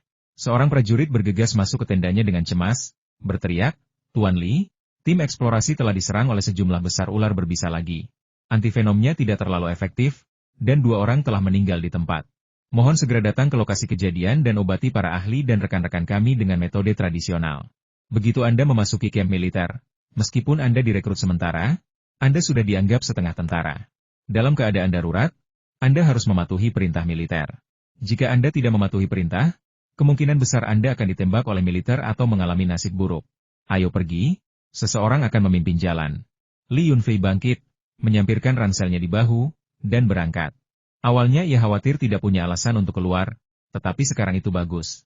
Ia bisa mendekati tim eksplorasi, dan bahkan ada kemungkinan ia bisa memasuki kuil Taois yang bobrok di puncak gunung. Persyaratannya adalah pertama-tama dibutuhkan seorang dokter militer yang terampil dalam pengobatan modern, dan kemudian dibutuhkan seorang ahli pengobatan ular lokal. You Tao ingin menebus kejahatannya dengan sukarela pergi ke garis depan untuk merawat yang terluka. Tabib ular itu hanya memiliki Li Yunfei, murid mudanya, yang tersisa.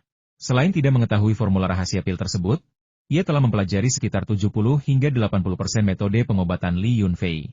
Situasinya mendesak, jadi mereka hanya membawa perbekalan penting dan dikawal oleh 2 tentara bersenjata lengkap. Li Yunfei mengabaikan You Tao, dan You Tao memalingkan muka, juga mengabaikan Li Yunfei. Keduanya tidak bertukar sepatah kata pun sepanjang perjalanan. Kedua prajurit itu tetap diam, tugas mereka adalah mengintai jalan dan mengatasi potensi bahaya di sepanjang jalan. Jalan utama menuju puncak gunung telah dibersihkan, tetapi hewan liar masih berkeliaran di daerah tersebut. Sekumpulan burung liar tiba-tiba berhamburan keluar dari rumpun bambu di pinggir jalan, seolah-olah mereka dikejutkan oleh sesuatu. Prajurit di barisan depan mengambil posisi bertahan dan berkata kepada orang-orang di belakangnya, "Sepertinya ada sesuatu di dekat sini." Semua burung liar di hutan bambu telah terbang keluar. Setidaknya ada 3 atau 4 jenis burung yang berbeda di antara mereka. Li Yunfei sepenuhnya setuju. Di antara kawanan burung liar tadi, setidaknya ada burung pipit, merpati, burung murai, burung bulbul berkepala putih, dan beberapa burung liar lainnya yang tidak dapat ia kenali. Tanah sedikit bergetar, dan seorang prajurit lain mengambil senapannya, melepaskan pengamannya, dan siap menembak kapan saja. Seekor babi hutan setengah dewasa menjulurkan kepalanya dari hutan. Tanpa berkata apa-apa, prajurit itu melepaskan tembakan dengan senapan semi-otomatisnya. Sayangnya, babi hutan itu licik. Ia mengecilkan kepalanya dan bersembunyi di balik batu besar. Kemudian, dengan lolongan ketakutan, ia menghilang tanpa jejak. Di kejauhan, sekumpulan burung liar terkejut dan terbang. Seekor burung liar, karena panik, melompat ke tengah jalan. Para tentara bahkan tidak menoleh. Kecuali ada ancaman, mereka tidak akan menembak. Li Yunfei tidak membawa anjing pemburu, dan elang Girfalcon itu masih bermalas-malasan di sarangnya. Bahkan jika dilepaskan, mungkin tidak akan terlalu aktif. Tetapi ia tidak membuang-buang waktu. Berat badannya bertambah lebih dari setengah pon, dan rentang sayapnya bertambah lebih dari 10 cm. Li Yunfei terkadang mengkhawatirkan Ertuzi, bertanya-tanya apakah burung itu masih bisa terbang. Burung itu hanya tinggal di sarangnya dan tidak bertelur. Dia benar-benar tidak tahu apa yang sedang dilakukannya. Jika ular piton emas raksasa itu dilepaskan, kemungkinan besar ia akan ditembak mati oleh tentara yang ketakutan sebelum sempat menangkap mangsa. Makhluk itu sangat besar, di luar dugaan siapapun ular piton emas sepanjang 12 meter. Bagaimana mungkin ia bisa menghadapi siapapun lagi? Astaga! Tak ada yang bisa kulakukan. Aku hanya bisa menyaksikan tanpa daya saat burung pegar itu menghilang di depan mataku. Seekor panda merah, ketakutan mendengar suara tembakan, meringkuk di dahan pohon, mengeluarkan suara cicitan gemetar. Panda merah adalah hewan yang paling bodoh. Mereka tidak akan bergerak saat terkejut, sehingga mudah ditangkap. Keinginan saya untuk mengambil gambar muncul lagi, Jadi saya mengeluarkan kamera dari ransel saya dan memotret lebih dari 10 foto close-up panda merah yang ketakutan itu. Kali ini, Yo Tao tak kuasa menahan diri dan berkata dingin, kita sedang dalam misi, berpacu dengan waktu untuk mencapai garis depan dan merawat yang terluka. Namun kau malah asyik memotret hewan kecil. Aku benar-benar tidak tahu apakah kau masih punya sedikit rasa belas kasihan? Aku akan mengimbangi para prajurit secepat mereka berjalan. Siapapun yang tertinggal adalah pengecut. Asalkan tidak menunda perjalanan kita, aku bahkan bisa buang air kecil sambil berjalan, dan itu bukan urusanmu. Li Yunfei benci berbicara dengan dokter militer yang arogan ini. Saat dia berbicara, dia sudah berada tepat di belakang kedua prajurit itu, setidaknya sedikit di depan Yo Tao. Yo Tao sangat marah padanya dan berkata dengan dingin, baiklah, orang yang tertinggal adalah pengecut, kau sendiri yang mengatakannya. Kalian berdua prajurit, kalian bisa lari ke depan, kami bisa mengikuti. Pria ini hanya membawa kotak P3K kecil, sementara Li Yunfei membawa ransel pendakian besar, yang pasti lebih berat darinya. Dia penuh percaya diri untuk kompetisi ini. Kedua prajurit itu saling bertukar pandang dan tersenyum pasrah. Mendaki gunung bukanlah sesuatu yang bisa dilakukan dengan mudah, dan ini adalah hutan purba. Meskipun jalan setapak telah dibuat, bahaya masih mengintai di mana-mana. Sambil memikirkan hal itu dalam hati, ia mempercepat langkahnya. Awalnya, Yo Tao bisa mengimbangi, tetapi setelah setengah jam mendaki dengan cepat, pakaiannya basah kuyup oleh keringat. Suhu di puncak gunung rendah, tetapi matahari sangat terik. Terkadang terasa sejuk saat ada angin sepai-sepai, tetapi sangat pengap di daerah dataran rendah yang tidak berangin. Yo Bo merasa tak sanggup berjalan lebih jauh, jadi dia menoleh ke arah Li Yunfei, dan melihat pria itu dengan gembira mengambil foto dengan kameranya. Seolah-olah matanya selalu berada di bawah kakinya, aktif menghindari lubang di jalan dan sama sekali tidak memperlambat perjalanannya. Yang lebih menjengkelkan lagi adalah Li Yunfei sama sekali tidak terlihat berkeringat, berjalan dengan santai. Saat itu, mereka hampir sampai di puncak, dan bahkan kedua prajurit pengawal pun mulai lelah dan terengah-engah.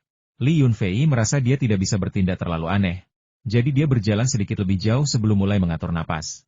Kedua tentara itu mengeluarkan perangkat GPS dan mengatakan mereka hampir sampai.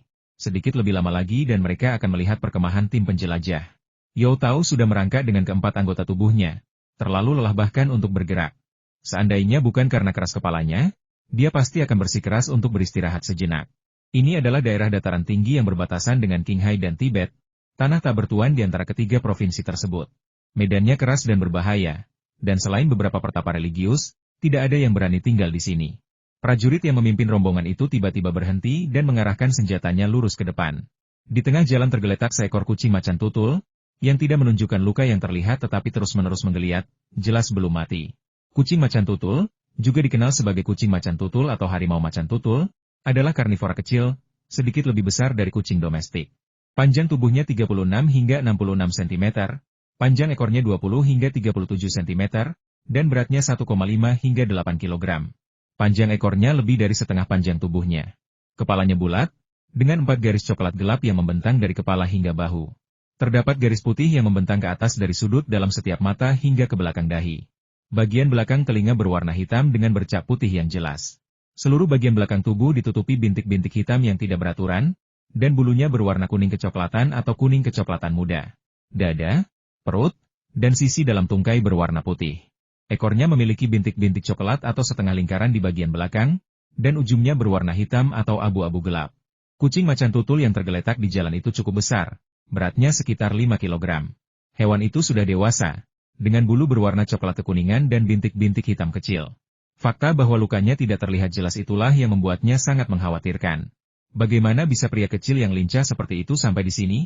Aku penasaran apa yang melukainya, kata prajurit lain, mendekat untuk melihat lebih jelas. Li Yunfei tiba-tiba berteriak, mundur. Hati-hati dengan ular. Saat kucing macan tutul itu berbaring di tanah di rerumputan, angin aneh sepertinya bertiup, berdesir dan mengguncang ranting dan dedaunan. Setelah diperiksa lebih dekat, kelompok itu langsung berkeringat dingin. Ini bukan sekadar angin aneh.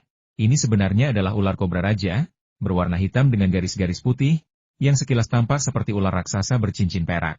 Namun, gerakan khasnya sudah cukup untuk menimbulkan rasa takut. Ia merasakan kedatangan manusia dan segera berdiri, melebarkan lehernya untuk memperlihatkan sisi kuning putih cerah di tenggorokannya, sambil sesekali mendesis. Saat berdiri, ia setinggi pria dewasa biasa, menjulurkan lidahnya yang berwarna ungu kemerahan dan menatap Li Yunfei dan yang lainnya. Mata kecilnya berbinar tajam, dan sisik di kepalanya berkilauan di bawah sinar matahari, memancarkan cahaya yang memikat. Ular kobra raja lincah, Dengan kepala yang fleksibel memungkinkan mereka menyerang ke segala arah, termasuk ke depan, ke belakang, ke kiri, dan ke kanan, serta melompat vertikal untuk menyerang benda di atas kepala. Setelah menggigit, mereka jarang melepaskan cengkeramannya. Bisa mereka mengandung sekitar 100 mg bisa kering, dengan dosis mematikan rata-rata 12 mg.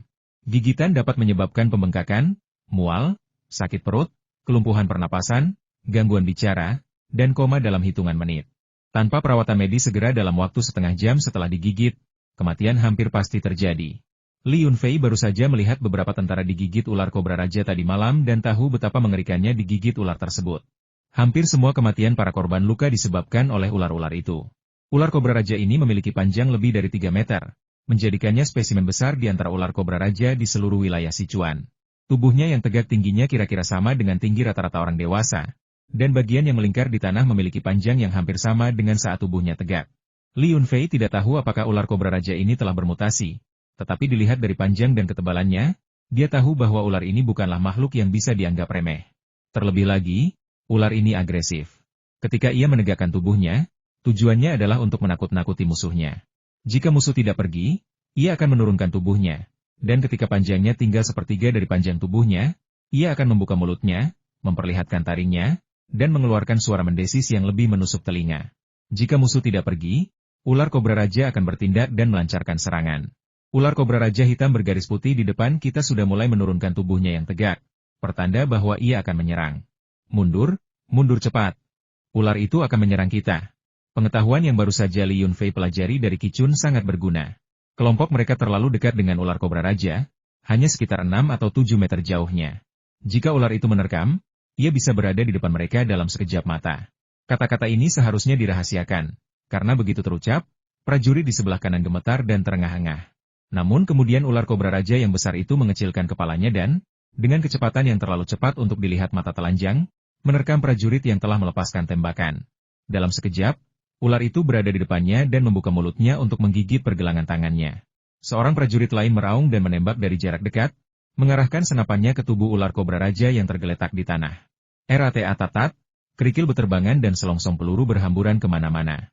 Tidak jelas apakah tembakannya mengenai sasaran atau tidak, tetapi ular kobra raja itu gemetar ketakutan dan serangannya melambat sesaat.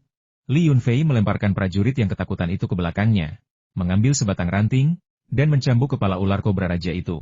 Mungkin tembakan prajurit lain telah mengejutkan ular kobra raja itu, atau mungkin ular itu sudah terluka. Ia tidak bisa menghindari pukulan itu dan terbang menjauh dengan cepat, mendarat tak bergerak di rumputan di sampingnya. Pada saat itu, prajurit itu kehabisan peluru, tetapi dia terus menarik pelatupnya. Dia ketakutan, dengan ular sebesar itu di depannya, dia menembak sepenuhnya berdasarkan insting, tanpa tahu apakah dia telah mengenainya atau tidak. Di antara tumpukan puing di tanah terdapat ekor ular dan beberapa sisik yang berlumuran darah dan daging. Sungguh luar biasa bahwa dia hanya berhasil mengenai satu sasaran dari sekian banyak tembakan. Jika Li Yunfei tidak menyingkirkan ular kobra raja itu, ular yang marah itu kemungkinan akan menjadi sangat ganas dan tidak akan berhenti sampai ia mengalahkan semua musuhnya. Apa yang terjadi? Kami mendengar suara tembakan di camp. Apakah sesuatu terjadi pada tim pengawal medis? Teriak seseorang melalui sistem komunikasi satelit. Ya, itu kami. Kami bertemu dengan ular kobra raja dan diserang olehnya. Untungnya, tidak ada korban jiwa. Para prajurit membutuhkan waktu untuk pulih dari keterkejutan mereka dan mereka menjawab dengan rasa takut yang masih lingering. Pesan diterima. Seseorang telah dikirim untuk menjemput Anda. Mohon tetap berhubungan. Li Yunfei membawa ranting pohon beberapa langkah ke depan untuk memeriksa apakah ular kobra raja itu masih hidup, tetapi rumput dan semak-semak terlalu tinggi, sehingga dia tidak dapat melihatnya. Merasa gelisah, dia melihat sekeliling dan melihat Yao Tao, celananya basah kuyup karena ketakutan, dengan canggung memeras air yang menempel di celananya. Li Yunfei tidak bermaksud meremehkan Yao Tao, tetapi Yao Tao merasa sangat malu. Dia menatap Li Yunfei dengan penuh kebencian, lalu memalingkan kepalanya seolah-olah telah memanggil ular kobra raja. Li Yunfei mencibir, terlalu malas untuk memperhatikan orang yang tidak dapat dijelaskan ini. Dia menusuk kucing macan tutul di tanah dengan ranting dan mendapati bahwa kucing itu sudah mati, hampir tidak bernapas, dan pupil matanya melebar. Terdapat 2 bekas taring besar di kakinya, yang tak diragukan lagi merupakan hasil gigitan ular kobra raja. Mengingat ukuran ular kobra raja ini, kita hanya bisa membayangkan berapa banyak racun yang disuntikannya. Bahkan seekor gajah pun tidak akan lolos tanpa luka jika digigit, apalagi kucing macan tutul seberat 5 kg ini. Kucing macan tutul adalah hewan yang dilindungi kelas 2, dan bangkainya memiliki nilai tertentu. Terlebih lagi, Tidak baik jika seekor kucing macan tutul mati di alam liar setelah diracuni bisa ular. Seorang prajurit memutuskan untuk membawanya kembali ke kamp dan menyerahkannya kepada atasannya. Beberapa menit kemudian, sekelompok tentara bersenjata lengkap muncul di tikungan jalan pegunungan dan membawa Li Yunfei dan kelompoknya kembali ke perkemahan. Lokasi perkemahan hanya berjarak sedikit lebih dari 1 mil. Setelah melewati tikungan di jalan pegunungan, rasanya seperti berada di dunia yang sama sekali berbeda. Jalan pegunungan menjadi sangat lebar dan menunjukkan tanda-tanda pembangunan buatan. Di sana-sini, terdapat beberapa anak tangga batu anti-selip. Dilihat dari bekasnya, pasti tempat ini memiliki sejarah yang panjang. Dari perkemahan di tengah gunung hingga perkemahan terdepan tim eksplorasi, jaraknya hanya sedikit lebih dari 1 jam perjalanan. Jika bukan karena pertemuan dengan ular kobra raja, perjalanan akan memakan waktu sekitar 1 jam. Para prajurit yang terluka segera memulai perawatan sendiri setelah digigit ular berbisa. Mereka mengiris luka, menghisap bisa ular, membilas luka, dan meminum obat gigitan ular yang dijual bebas. Karena mengetahui jenis ular yang menggigit mereka, mereka juga menerima antivenom. Namun, pengobatan tersebut tidak efektif, sehingga pemimpin ekspedisi menghubungi petugas medis militer dan meminta mereka untuk mengirim dokter darurat. Jika situasinya memburuk, helikopter akan dikerahkan. Li Yunfei tidak punya waktu untuk mengamati seluruh perkemahan. Ia hanya melihat bahwa beberapa ratus meter lebih jauh ke atas, ia dapat mencapai tangga batu yang menuju ke reruntuhan kuil Taois. Perkemahan itu didirikan di area terbuka di bawah tangga batu, yang tampaknya telah dibersihkan secara khusus. Suasana di seluruh perkemahan sangat tegang, dan saraf para prajurit tegang. 5 orang terluka dalam insiden ini. Salah satunya, seorang ahli pertambangan, digigit ular kobra raja dan berada dalam kondisi kritis. Menurut saksi, ular kobra raja yang menggigitnya tidak besar, hanya sekitar setengah meter lebih besar dari kobra biasa. Setelah diberi obat gigitan ular kelas militer, kondisinya untuk sementara stabil, tetapi ia jelas kesakitan. Antivenom yang diberikan tidak efektif. 4 orang lainnya digigit oleh ular berbisa yang berbeda, dan bahkan tidak mungkin untuk mengatakan jenis ular apa yang menggigit mereka, tetapi kondisi mereka lebih baik daripada ahli mineral tersebut. Di perjalanan, para prajurit yang menyambut mereka menjelaskan situasinya dengan jelas. Jadi, begitu Li Yunfei tiba di perkemahan, dia langsung dibawa ke tenda-tenda orang-orang yang diracuni oleh seorang prajurit. Li Yunfei melirik mereka dan tahu bahwa selain ahli pertambangan yang digigit ular kobra raja, 4 orang lainnya hanyalah ular berbisa, entah bisa api atau bisa angin.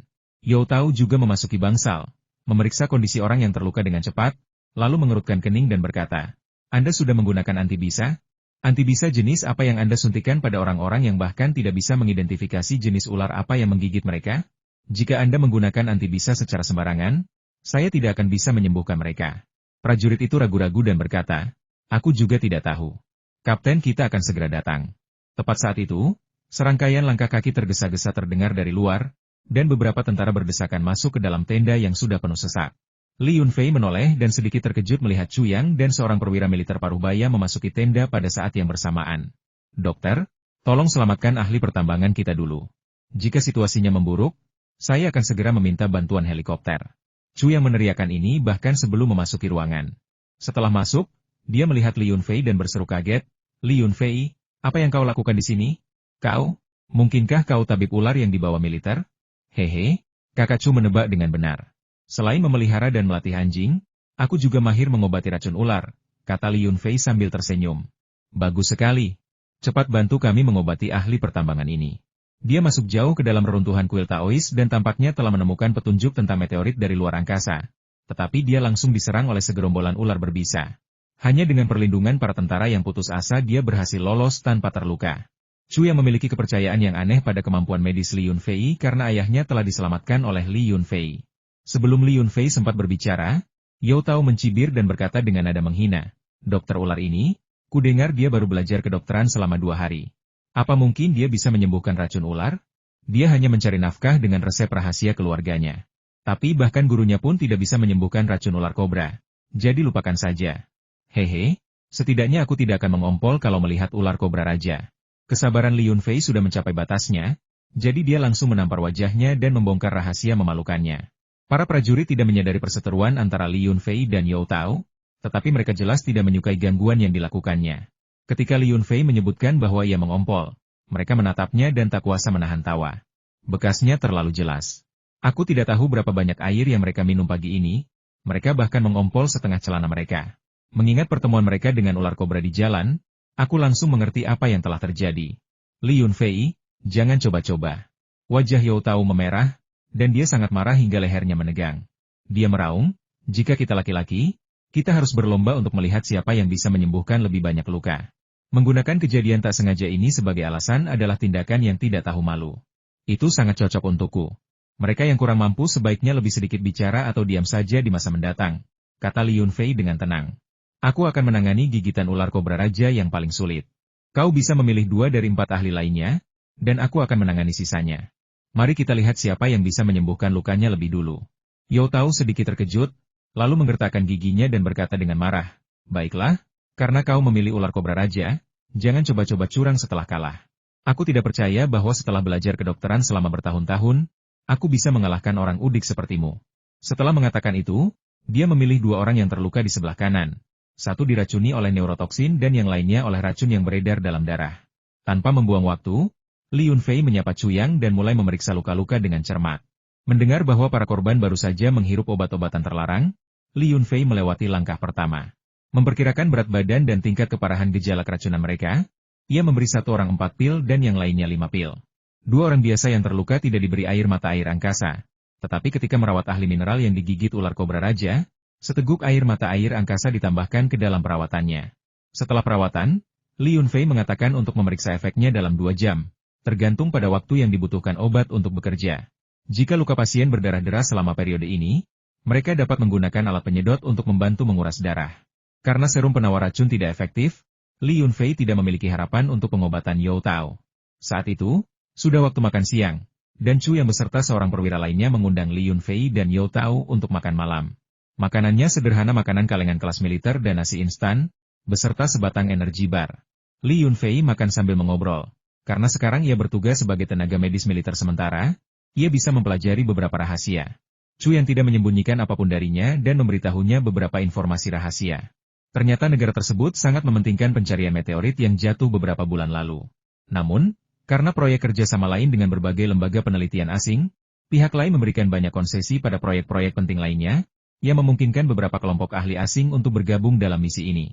Setelah beberapa penundaan, dengan sedikit hasil, para petinggi tidak lagi mampu menahan tekanan internasional dan bersiap untuk mengeluarkan perintah tersebut, memungkinkan pihak lain untuk bergabung. Karena banyaknya korban militer, mereka berencana untuk membiarkan pihak lain memimpin, menderita beberapa kerugian, dan diharapkan membuat mereka berperilaku baik. Li Yunfei dan Chu yang mengobrol dengan gembira, tetapi Yao Tao tampak murung karena kurang percaya diri dengan metode pengobatannya. Makan malam baru berlangsung sedikit lebih dari 10 menit, dan sebelum kami sempat membersihkan, seorang tentara berlari untuk melaporkan bahwa seekor ular kobra raja besar dengan ekor patah telah ditemukan di luar perkemahan. Ular itu sangat agresif dan telah mencoba menerobos masuk ke perkemahan beberapa kali, tetapi takut dengan senjata para tentara. Begitu diarahkan, ular itu akan melesat ke semak-semak.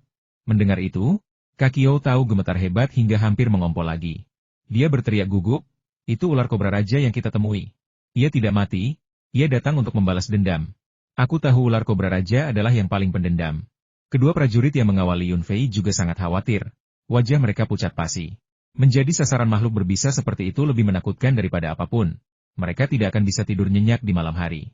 Chu yang hanya mengerutkan kening dan memerintahkan anak buahnya untuk menyiapkan penyembur api. Ular apapun yang mencoba mendekati kamp militer harus dimusnahkan tanpa melapor. Barulah kemudian 4 atau 5 anjing militer di kamp itu mulai menggonggong dengan gelisah, seolah-olah merasakan suasana yang tidak biasa. Ada juga kabar baik setelah makan, seorang tentara datang untuk melaporkan bahwa ahli pertambangan yang digigit ular kobra raja telah sadar, dapat minum air dengan normal, dan bahkan telah makan sedikit bubur. Mampu makan secara normal dan memiliki nafsu makan adalah tanda pemulihan, seperti yang diketahui oleh siapapun yang familiar dengan bisa ular. Chu yang sangat gembira dan, bersama dengan Li Yunfei dan beberapa asisten, bergegas ke bangsal untuk memeriksa kondisi spesialis tersebut. Pakar itu pulih dengan sangat cepat, dan bahkan mampu bangun dari tempat tidur dan berjalan. Setelah melihat Chu Yang dan petugas paruh baya masuk, dia dengan bersemangat menceritakan pengalamannya di kuil Taois yang bobrok itu. Dia mengatakan bahwa ada gudang anggur kecil di tengah kuil, dan mungkin sebuah meteorit telah jatuh di sana. Namun, ada begitu banyak ular berbisa di dalamnya sehingga hampir tidak mungkin untuk menemukan tempat untuk melangkah. Mendengar itu, Chu yang berseru dengan gembira, hebat! Setelah bekerja keras begitu lama, akhirnya kita menemukan meteorit. Menurut foto satelit, seharusnya ada 2 di dekat sini, tetapi menemukan satu saja sudah merupakan keberhasilan besar.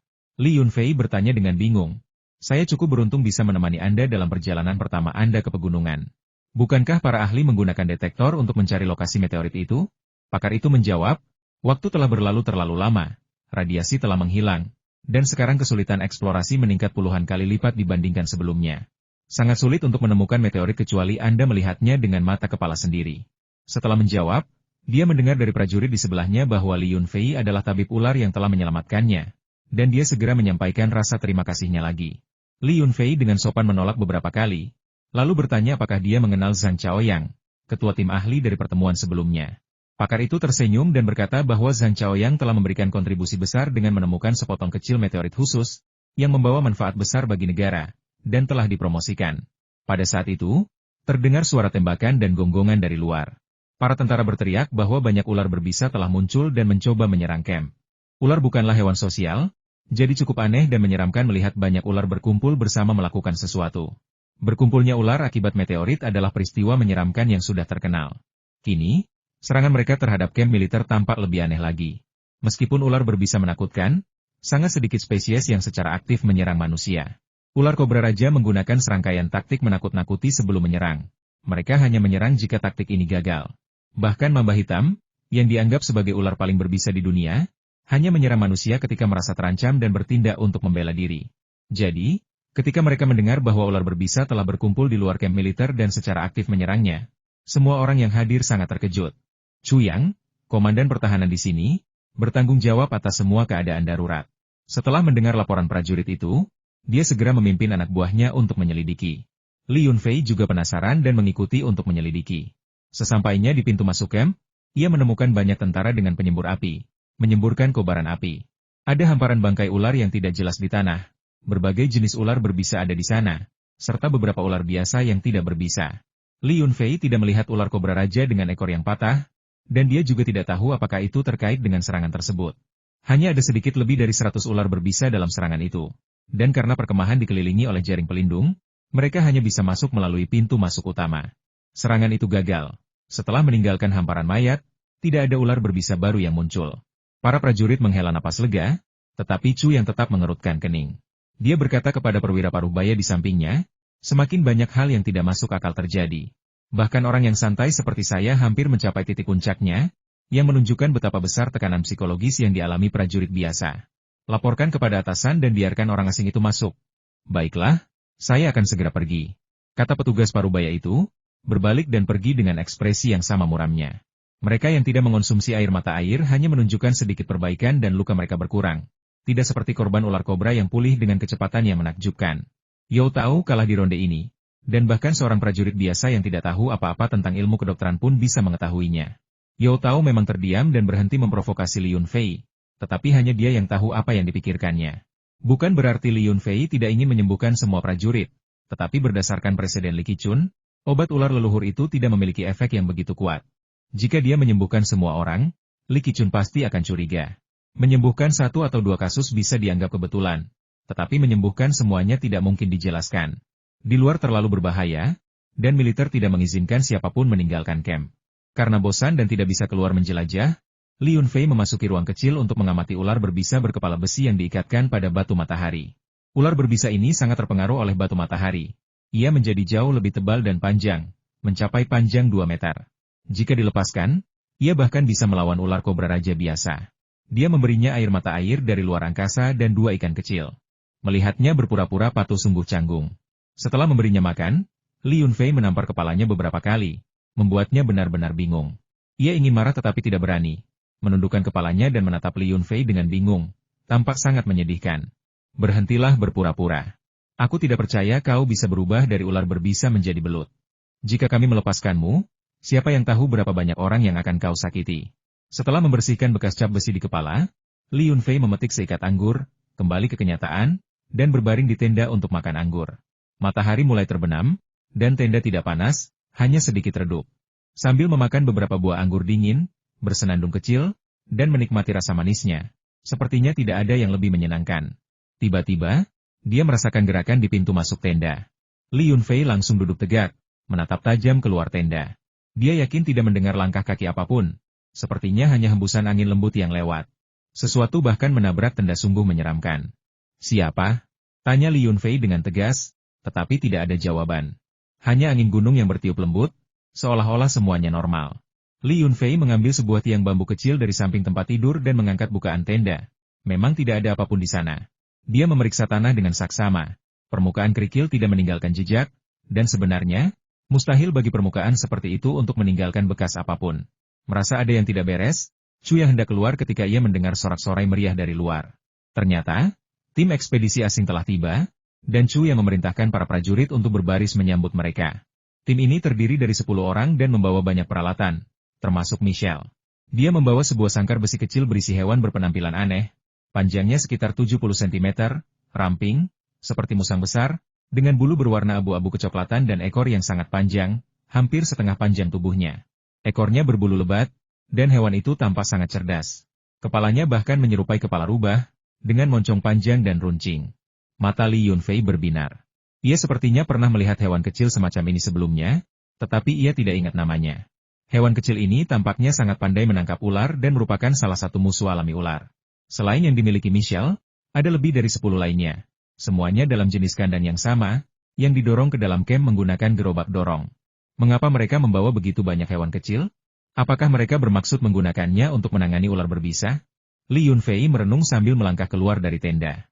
Hai, Michelle, senang bertemu denganmu di sini. Li Yunfei menyapa wanita cantik berdarah campuran itu dengan senyuman. Ya ampun, kau Li Yunfei? Kenapa kau memakai seragam dokter? Ini sungguh mengejutkan, aku tidak menyangka akan bertemu denganmu di sini. Ada apa? Kau bertindak sebagai penerjemah atau dokter kali ini? Michelle tersenyum bahagia, meletakkan apa yang dipegangnya, dan berlari menghampirinya untuk memeluknya dengan hangat. Li Yunfei berkata, tempat ini sangat berbahaya. Karena kau bukan ahli bertahan hidup di alam liar atau ahli ular sejati, sebaiknya kau segera pergi. Ular berbisa sekarang bahkan lebih ganas daripada saat terakhir kita pergi ke pegunungan. Bisa mereka telah bermutasi, dan penawar bisa biasa tidak dapat menetralkannya. Yun, jangan khawatir. Kali ini kita membawa peralatan profesional dan ahli ular terbaik. Kita pasti bisa menaklukkan ular berbisa di sini. Lihat juga, kita membawa luwak, yang dilatih khusus untuk berburu ular berbisa. Total ada 10 ekor. Semuanya terlatih secara profesional. Jika ke-10 luwak itu menyerang bersama-sama, mereka bisa membunuh kobra raja. Kita sudah mengujinya, kata Michelle dengan percaya diri. Aku benar-benar tidak mengerti mengapa seseorang yang bekerja di bidang bioteknologi begitu tertarik pada petualangan di alam liar. Dan situasi di sini berada di luar akal sehat biologi. Ada kawanan ular berbisa, dan mereka bahkan secara aktif menyerang kamp militer. Pernahkah kau melihat hal seperti ini di tempat lain? Oh, mengenai luwak yang kau bawa. Mereka memang musuh bebuyutan ular berbisa, tetapi hanya ada 10 ekor, sementara di sini ada ribuan ular berbisa. Apakah kau pikir kau bisa membunuh mereka semua? Setelah diingatkan olehnya, Li Yunfei juga mengingat nama hewan kecil yang aneh itu sejenis luwak yang disebut luwak ular, yang ditemukan di Yunnan dan tempat lain, dan juga ada dalam jumlah kecil di Sichuan. Hewan ini lebih mahir melawan ular berbisa daripada luwak biasa. Namun, jika seekor luwak bertemu dengan 1 atau 2 ular berbisa, ia dapat dengan mudah mengatasinya. Tetapi jika ia bertemu dengan sekumpulan ular berbisa, luwak tersebut kemungkinan besar akan tak berdaya dan bahkan mungkin kehilangan nyawanya. Michelle tersenyum misterius, tetapi tidak menjelaskan lebih lanjut, hanya berkata, ini hobi dan cita-citaku. Aku rela mengorbankan nyawaku untuk ini. Oke, rekan timku mendesakku untuk pergi sekarang. Aku akan mencarimu setelah kita beres-beres. Oh, ngomong-ngomong, apakah kamu membawa ransel kali ini? Aku kangen makananmu. Dasar rakus. Lupakan saja. Hati-hati.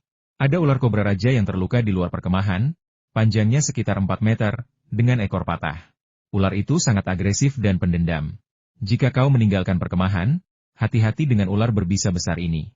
Melihat bahwa ia tidak dapat membujuknya, Li Yunfei tidak mengatakan apa-apa lagi, tetapi mengingatkannya tentang bahaya di dekatnya dan menyuruhnya untuk berhati-hati.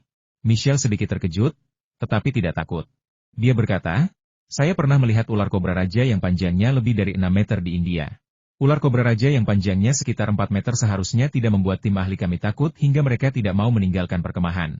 Oke, terima kasih atas kebaikan Anda, kami akan berhati-hati. Mereka berbicara dalam bahasa Inggris, yang dapat didengar dengan jelas oleh Yao Tao, yang berada di dekatnya. Dia baru saja kembali dari belajar di luar negeri dan bahasa Inggrisnya cukup bagus. Setelah mendengar percakapan mereka, dia hanya mencibir, berbalik, dan kembali ke tendanya, tanpa memprovokasi Li Yunfei lebih lanjut. Malam itu, ke-10 pakar eksplorasi asing tersebut menyantap makanan yang mereka bawa, minum bir, dan bahkan berdansa di sekitar api unggun. Para tentara Tiongkok tidak menahan mereka maupun bergabung dengan mereka. Li Yunfei dan Chu yang mendiskusikan berbagai hal tanpa menanggapi ajakan Michelle. Malam itu tampak tenang dan semuanya terlihat normal. Tetapi saat fajar, seluruh perkemahan diguncang oleh suara panggilan darurat untuk berkumpul. Li Yunfei, yang mengenakan jas putih, bergegas keluar dari tendanya dan mengetahui bahwa seorang prajurit telah meninggal, salah satu orang yang mengawal mereka ke sana sehari sebelumnya. Hati Li Yunfei mencekam, dan kaki Yao Tao lemas, lalu ia duduk di tanah, berteriak sesuatu dengan linglung, mengatakan bahwa itu adalah pembalasan ular kobra raja. Pasti begitu. Keempat orang yang melukai ular kobra raja telah diingat olehnya, dan mereka ditakdirkan untuk celaka kali ini. Ekspresi Li Yunfei juga tampak muram. Mengingat keributan di tenda kemarin malam, jelas bukan hanya angin. Mungkin ular kobra raja telah menyusup ke perkemahan militer. Setelah Chu yang mengumpulkan semua prajurit, dia mulai menanya mereka yang pernah berhubungan dengan almarhum. Menanyakan kapan terakhir kali mereka melihatnya dan siapa saja yang pernah sekamar dengannya. Seorang prajurit maju dan mengatakan bahwa dialah yang sekamar dengan almarhum. Ia sedang bertugas kemarin, menjaga gerbang camp bersama rekan-rekannya. Baru setelah kembali ke tendanya untuk beristirahat di pagi dan sore hari, ia menyadari ada sesuatu yang tidak beres dengan almarhum. Tubuhnya menghitam dan ungu, dan ia meninggal dengan cara yang sangat tragis. Terdapat 2 bekas gigitan ular di lehernya. Mendengar kabar bahwa seekor kobra raja, yang panjangnya sekitar 4 meter, mungkin telah menyusup ke kamp militer, para ahli eksplorasi asing terkejut. Seorang ahli ular keluar, membuka kandang, melepaskan ke 10 luwak, bersiul, dan mengirim mereka untuk mencari setiap sudut kamp dalam upaya menemukan kobra raja tersebut. Memanfaatkan kesempatan ini, Li Yunfei menghampiri Chu Yang dan menanyakan keberadaan prajurit lainnya. Chu Yang menjawab bahwa prajurit itu sedang menjalankan misi dan telah kembali ke kamp medis di tengah perjalanan mendaki gunung kemarin bersama sekelompok orang yang membawa perbekalan. Li Yunfei menatap Yao Tao. Tanpa bertanya apapun, Yao Tao berinisiatif mengatakan bahwa dia tidur di bangsal kemarin, di mana ada tentara yang bertugas menjaganya. Itulah sebabnya dia bisa lolos tanpa cedera. Setelah mengajukan pertanyaan itu, Li Yunfei merasa bingung dan berkata kepada semua orang, kamp militer telah menyiapkan tenda-tenda kecil terpisah untuk para dokter militer. Aku tidur sendirian tadi malam. Mengapa aku tidak diserang? Mungkinkah ular kobra raja ini telah menjadi roh dan tahu cara menggunakan taktik psikologis untuk menghancurkan semangat semua orang? Saat semua orang kebingungan, mereka mendengar luwak yang dilepaskan mengeluarkan suara khas mereka. Pakar ular asing itu berseru kaget, anak-anakku tersayang telah melihat ular berbisa. Ayo kita lihat. Mengikuti suara-suara luwak, kelompok itu menemukan sebuah sudut di kamp militer. Beberapa luwak berkumpul di sudut itu, di bawah pagar besi, tempat sesuatu telah menggali sedikit penyok, meninggalkan 2 sisik ular hitam. Li Yunfei mengerutkan kening, keringat tipis mengucur di punggungnya, karena ia menyadari bahwa itu memang sisik ular kobra raja. Ular seharusnya tidak bisa menggali liang. Keberadaan gua-gua ini benar-benar tidak dapat dijelaskan. Berdiri di samping Li Yunfei, Chu yang bertanya, benarkah ular kobra raja itu yang melakukannya? Bisakah kau yakin? Sebelum Li Yunfei sempat menjawab, Yao Tao berteriak, sudah agak kehilangan kendali. Sialan ular kobra itu. Itu dia. Kita melukai ekornya, dan ia kembali untuk membalas dendam. Prajurit yang mati itulah yang melukainya, dan Li Yunfei, kau memukulnya dengan tongkat, ia pasti akan membunuhmu selanjutnya. Bodoh. Jika aku dan prajurit itu tidak ikut campur, ular itu pasti sudah membunuh kami berempat. Ular kobra raja yang sedang menyerang tidak akan membiarkan makhluk hidup apapun lolos dari rahangnya. Li Yunfei bahkan tidak melirik Yao Tao, menyadari bahwa pria ini memiliki kemampuan bertahan hidup yang sangat buruk di alam liar dan tidak memiliki kendali mental. Dia memiliki semua pengetahuan medis itu, tetapi tidak memiliki satupun dari kemampuan itu. Pakar ular asing, Lawrence, bersiul dan memanggil musang-musang itu kembali, lalu memasukkan mereka kembali ke kandang masing-masing. Di bawah komando seorang perwira, beberapa tentara dengan cepat menutup lubang kecil itu dengan batu dan kemudian menuangkan semen cepat kering untuk menutupnya rapat-rapat. Namun, ketegangan di hati semua orang tidak mereda, karena jika ular kobra raja bisa membuat liang ini, ia bisa membuat liang lain dan memasuki perkemahan yang aman. Saat semua orang hadir, Chu yang berkata, hari ini kita akan menjelajahi area tengah kuil Dao yang patah. Semua prajurit yang masih berada di sini harus tetap bertugas dan berpatroli di sekitar pagar besi secara teratur. Seorang perwira menanggapi dan berlari untuk memberi perintah kepada anak buahnya. Sementara para prajurit yang bersiap untuk melakukan penggeledahan mulai memeriksa semua peralatan. Sesuai dengan perjanjian kerjasama dengan para ahli asing, senjata harus disediakan untuk personel tempur mereka. Senjata api biasa tidak cocok untuk situasi di sini. Penyembur api adalah pilihan terbaik. Para ahli asing akan membawa obat gigitan ular dan perlengkapan pertolongan pertama mereka sendiri, karena mereka tidak terlalu percaya pada teknologi medis dalam negeri. Karena Li Yunfei sangat ingin pergi ke lokasi kejadian sebagai petugas medis lapangan, Chu yang mengabulkan permintaannya. Kemampuannya dalam mengobati racun ular telah diakui dan disetujui oleh semua orang, dan kehadirannya akan menjamin keselamatan para korban luka. Begitu berada di luar perkemahan, semua orang sedikit gugup. Lawrence pertama-tama melepaskan 2 luwak untuk mengintai jalan, sementara militer melepaskan 2 anjing militer.